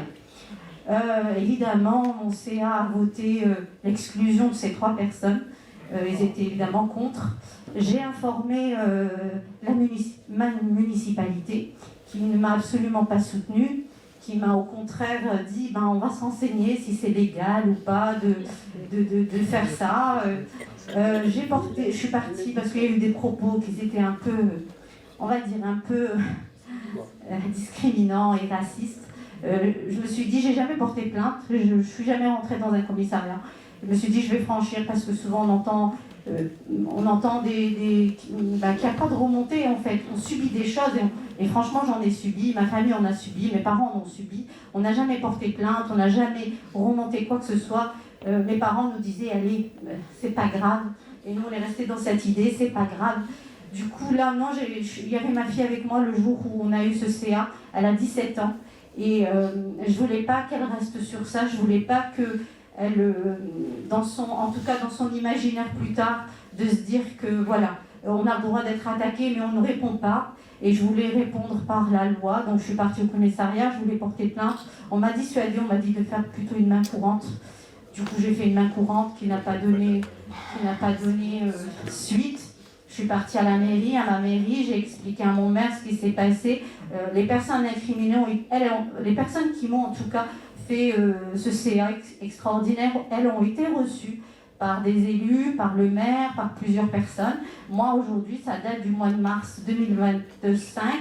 À aujourd'hui, je n'ai été reçue par personne. Et quand j'évoque ce sujet, à la limite, c'est moi la criminelle de l'histoire. Et du coup, voilà. Donc, celui-là, c'est le plus récent. C'est le plus... voilà. J'ai ma fille qui a 17 ans, comme je vous disais. Elle était en 3e. Elle avait un gilet, vraiment un gilet. Un professeur qu'elle adorait. C'était son brevet. Lui a dit, cette tenue, c'est pour aller prier. C'est pas pour venir au collège. Elle a été renvoyée vers le directeur de ce collège, etc. Elle a eu un petit entretien. Évidemment, j'ai fait un mot pour dire que je ne suis pas d'accord avec ce qui a été tenu comme propos, que je ne veux pas qu'on criminalise ma fille pour une tenue. Voilà, en fait, ma fille a pris ça. Au bout de 2 ans plus tard, elle m'a dit, écoute maman, on ne veut pas de nous. Et ben moi j'adore le foulard, et ben je vais le mettre. J'étais pas prête pour qu'elle le mette à cet âge-là, mais je l'ai accompagnée, je l'ai accepté qu'elle le porte. Vraiment sincèrement, je m'attendais que elle a l'âge de se construire, elle ne va pas le porter à 16 ans, 17 ans, c'était pas l'âge. Mais je pense qu'à force de criminaliser en fait les femmes qui portent un voile, enfin, la société ne se rend pas compte en fait du traumatisme qu'on vit. Vraiment, c'est dans notre quotidien. C'est des personnes qui viennent et qui nous tiennent le foulard en nous disant comment vous pouvez porter ça en sachant ce qui se passe en Iran, par exemple, ou comment ceci, comment cela, comment vous, si intelligente, vous pouvez porter ça. Vous voyez porter ça en tenant le foulard. Donc ça, enfin, franchement, je me dis, voilà, comme tout à l'heure, c'est vrai qu'on a souri, monsieur, quand vous avez dit par rapport à on ne peut pas se mettre à la place d'eux, mais c'est vrai qu'on ne peut pas se mettre à la place, c'est vraiment du quotidien, c'est les institutions qui nous mettent à la porte, l'emploi qui nous met à la porte, l'école qui nous met à la porte, et après on nous dit vous vous communautarisez. J'aimerais savoir où est-ce qu'on pourrait y aller en fait. J'aimerais savoir est-ce qu'il y a un emploi qui est exprès pour les femmes qui portent un voile ou alors il faut juste qu'on l'enlève. Et qu'est-ce que ça va changer à la vie des gens si aujourd'hui je décide de l'enlever devant vous en fait? Est-ce que ma personnalité va être différente? Est-ce que vous allez me percevoir différemment? Plus intelligente, moins intelligente, plus ceci, moins cela. Et c'est ça que j'arrive pas à comprendre en fait, moi. J'arrive vraiment pas à comprendre. Moi j'ai la chance, parce que je le dis tout le temps, c'est que la France m'a apporté quelque chose. Je suis arrivée à l'âge de 9 ans, l'école m'a apporté énormément, mes enseignants m'ont apporté énormément. J'allais dire presque à une certaine époque, je vénérais l'école publique parce qu'elle a apporté quelque chose que personne ne pouvait nous offrir au moment où on est arrivé en France. Mais aujourd'hui, de voir cette école qui exclut mon propre enfant, qui criminalise mon propre enfant, je me dis c'est pas possible, c'est pas le pays où on nous disait la liberté. Et vraiment, hein, la France, nous, on la représente comme un pays de... Comme il a été vendu, hein, c'est un pays où c'était la liberté était chérie. Et là, c'est le contraire, en fait. C'est qu'on nous renferme dans quelque chose. Et aujourd'hui, quoi que je fasse, je suis communautaire. Quoi que je fasse, sincèrement, quoi que je fasse. Et pourtant, je n'ai rien de communautaire. Je ne fais rien autour de ma communauté. Au contraire, des fois, je m'en éloigne, alors que j'aimerais peut-être aussi m'investir dans certaines choses. Mais je ne le fais plus. Parce que je me dis, on va encore me taxer de ça. On va nous taxer de ça. Il y a une autre problématique, c'est les mamans qui accompagnent dans les sorties scolaires. Et sincèrement, ces personnes-là, elles ne prennent jamais la parole. Ces personnes-là, franchement, elles subissent des choses horribles. Et je me dis, comment elles peuvent accompagner leurs enfants dans le sens éducation, etc., en ayant subi tout ça. En ayant, voilà, elles sont criminalisées devant leurs enfants.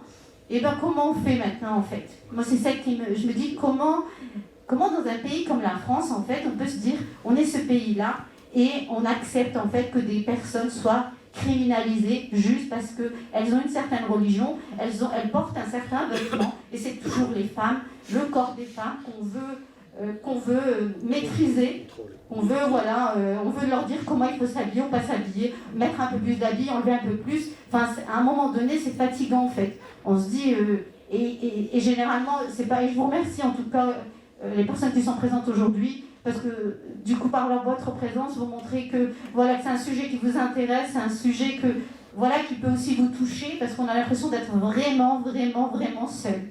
On n'a pas l'impression de trouver quelqu'un vers qui se retourner et quelqu'un qui peut accompagner et porter notre parole. J'ai été dans un groupe féministe, on m'a jeté comme je pourrais même pas vous dire, mais vraiment et sincèrement j'ai été outrée. Je me suis dit comment des femmes peuvent faire ça à d'autres femmes, parce que c'est pas, on porte juste un foulard sur la tête, un tissu, un petit tissu sur la tête et ben voilà. Mais voilà, donc voilà, je vous remercie.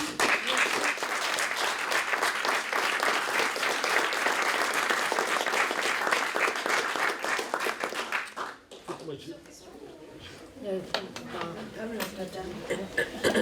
un monsieur derrière.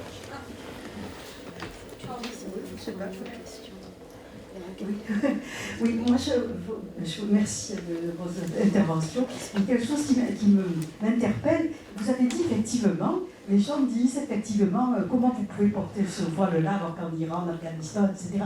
C'est un symbole des femmes opprimées. Je pense qu'il faudrait travailler là-dessus. Montrer la différence qu'il peut y avoir, le fait qu'en fait, c'est pas parce que dans certains pays le voile représente l'oppression que forcément, ici c'est la même chose. Quoi. Il y a, je sais pas, c'est ça en fait. Moi ça m'énerve, c'est pas la première fois que j'entends dire ça. J'ai des gens que je connais qui tiennent ce discours et qui sont très, très ouverts.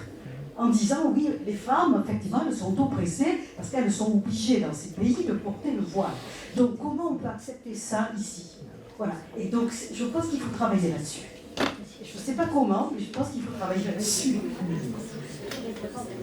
Merci. Alors, merci beaucoup pour vos deux prises de parole. On va prendre une dernière question peut-être et après on va répondre parce qu'on est un peu pris par le temps. Ou un ou deux questions, très bien. Ce sera pas une question, ce sera à nouveau un témoignage. Petite parenthèse avec le vieux monsieur qui est en face de moi, parce que c'est comme ça que vous êtes fini. Même si je vais sur 13 ans dans un mois, ça va me faire de sourire. Une petite parenthèse, une bande dessinée vient de sortir sur l'expérience algérienne de Bourdieu en tant que chercheur. Alors deux témoignages. Un premier très très récent, 2025, je vais aller très vite, j'ai des problèmes en de santé actuellement, je me déplace dans le métro entre Saint-Maurice-les-Voisins et Île-Centre, et je constate que ce sont toujours les mêmes jeunes, je sais pas, disons 22 ans, aussi bien garçons que filles, qui, dès qu'on rentre dans la rame de métro, surveillent presque ceux qui rentrent dans la rame, et dès que c'est une personne âgée, un peu comme moi, dès que c'est une personne qui a un problème de santé physique, avec ou sans canne, moi j'ai des cannes actuellement, mais quand ça peut être différent, une personne qui marche mal, difficilement, etc., ces jeunes, garçons comme filles, sont, sauf exception, d'origine maghrébine. Première chose.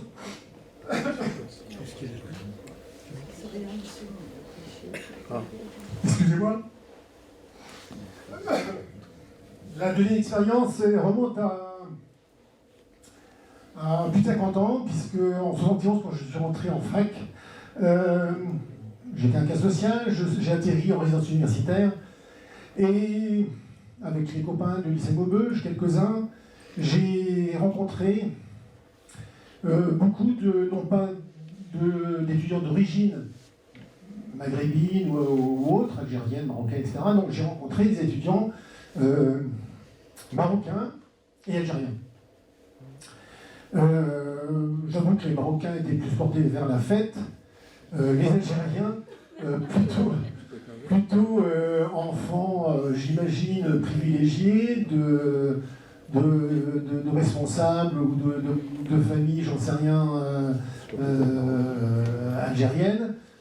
Étaient très politisés, et c'est eux qui m'ont quasiment formé à l'approche politique, au marxisme, et même, je dirais,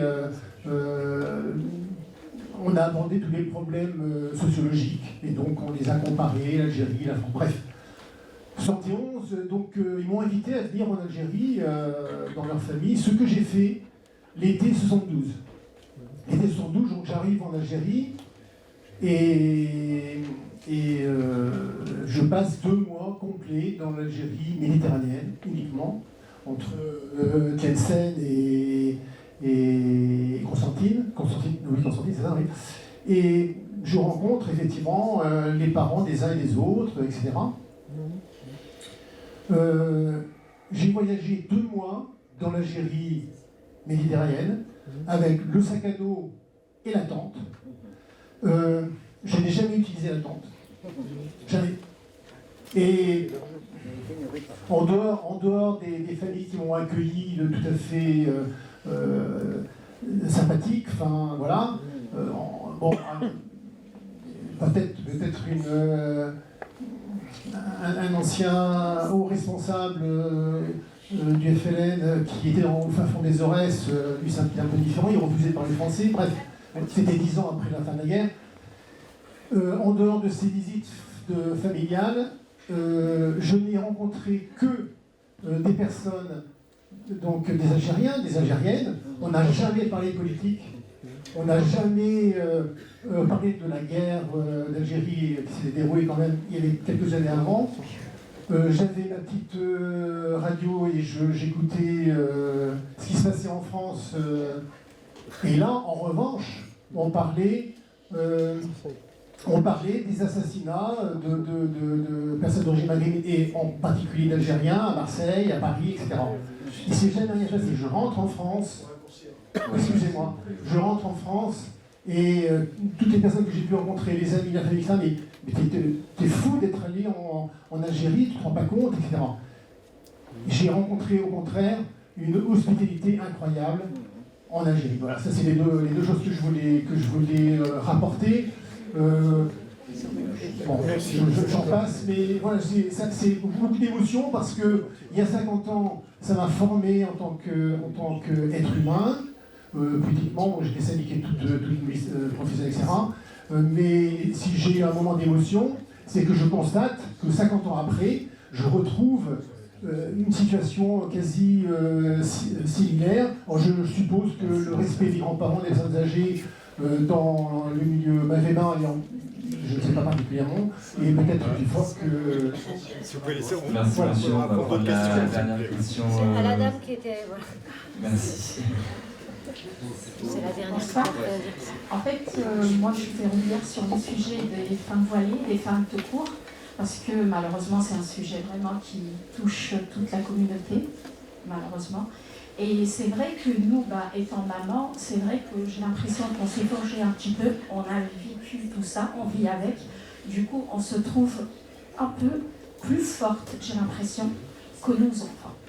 Et le problème, c'est que nos enfants, ils subissent pas mal de traitements qui n'est pas... Malheureusement, ce sont des étudiants, ils ont envie de participer dans leur pays parce qu'ils se sentent français, mais vraiment entiers. Et est-ce que tout ce qu'on est en train de faire, c'est pas une raison de les pousser vers la porte? C'est ça aussi, parce que je crois que tout ce qu'on leur fait voir, tout ce qu'on leur fait subir, et montrer du doigt les anciens, les parents, les grands-parents et toute personne qui se trouve ici d'origine maghrébine ou n'importe. Donc c'est ça aussi qui fait que j'entends que pas mal de jeunes qui disent moi mon avenir je la vois pas ici. Et ça c'est malheureux pour nous avant et pour nos enfants aussi.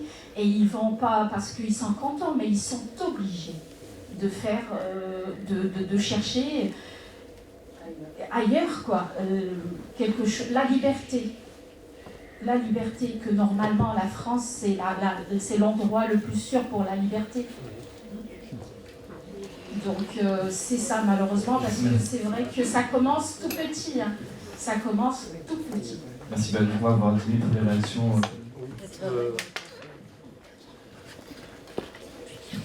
Je m'inscris totalement dans ce que vous dites, madame, et c'est malheureusement un constat plus que partagé. Après, ce que j'ai envie de vous dire, mais un petit témoignage. Il y a quelque temps, j'accompagnais une jeune fille diplômée du supérieur qui a eu un parcours, encore une fois, brillant. Et moi, un peu dans mon rôle d'accompagnant, un peu frustré. Parce qu'il y avait une relation de confiance entre eux, on pouvait se dire beaucoup de choses. Et je me suis permis de lui dire, mais pourquoi tu ne fais pas un choix? Parce que ça serait dommage. Donc, fais l'effort. Mais en fait, parce que dommage de ne pas entrer dans la vie active, parce que tu as la possibilité de... Elle m'a fait la réponse suivante. Elle m'a dit, ça y est, tu sais, mon problème, c'est que même si je l'enlève, je ne suis pas sûr d'accéder à l'emploi. Et c'est une 12e humiliation. Et du coup, ça vraiment... ça m'a donné une claque. Parce que beaucoup de gens qui accompagnent se posent ces questions. Qu'est-ce qu'on dit à ces femmes voilées pour les aider? On a peur de dire le mot de trop. Et c'est ça qui est vraiment problématique aujourd'hui. La situation est édifiante, mais j'ai envie de finir par une petite note positive. Il n'y a pas grand-chose qui se fait en termes de levier d'action, mais en ce moment, je suis en contact avec le département de Seine-Saint-Denis. Ils sont sur un projet et ils pensent sérieusement la question de l'insertion professionnelle des femmes voilées en réfléchissant à mettre en place ce qu'on appelle carrément un groupe ad hoc qui est soutenu politiquement sur ce territoire-là pour pouvoir penser avec les entreprises des solutions. Voilà.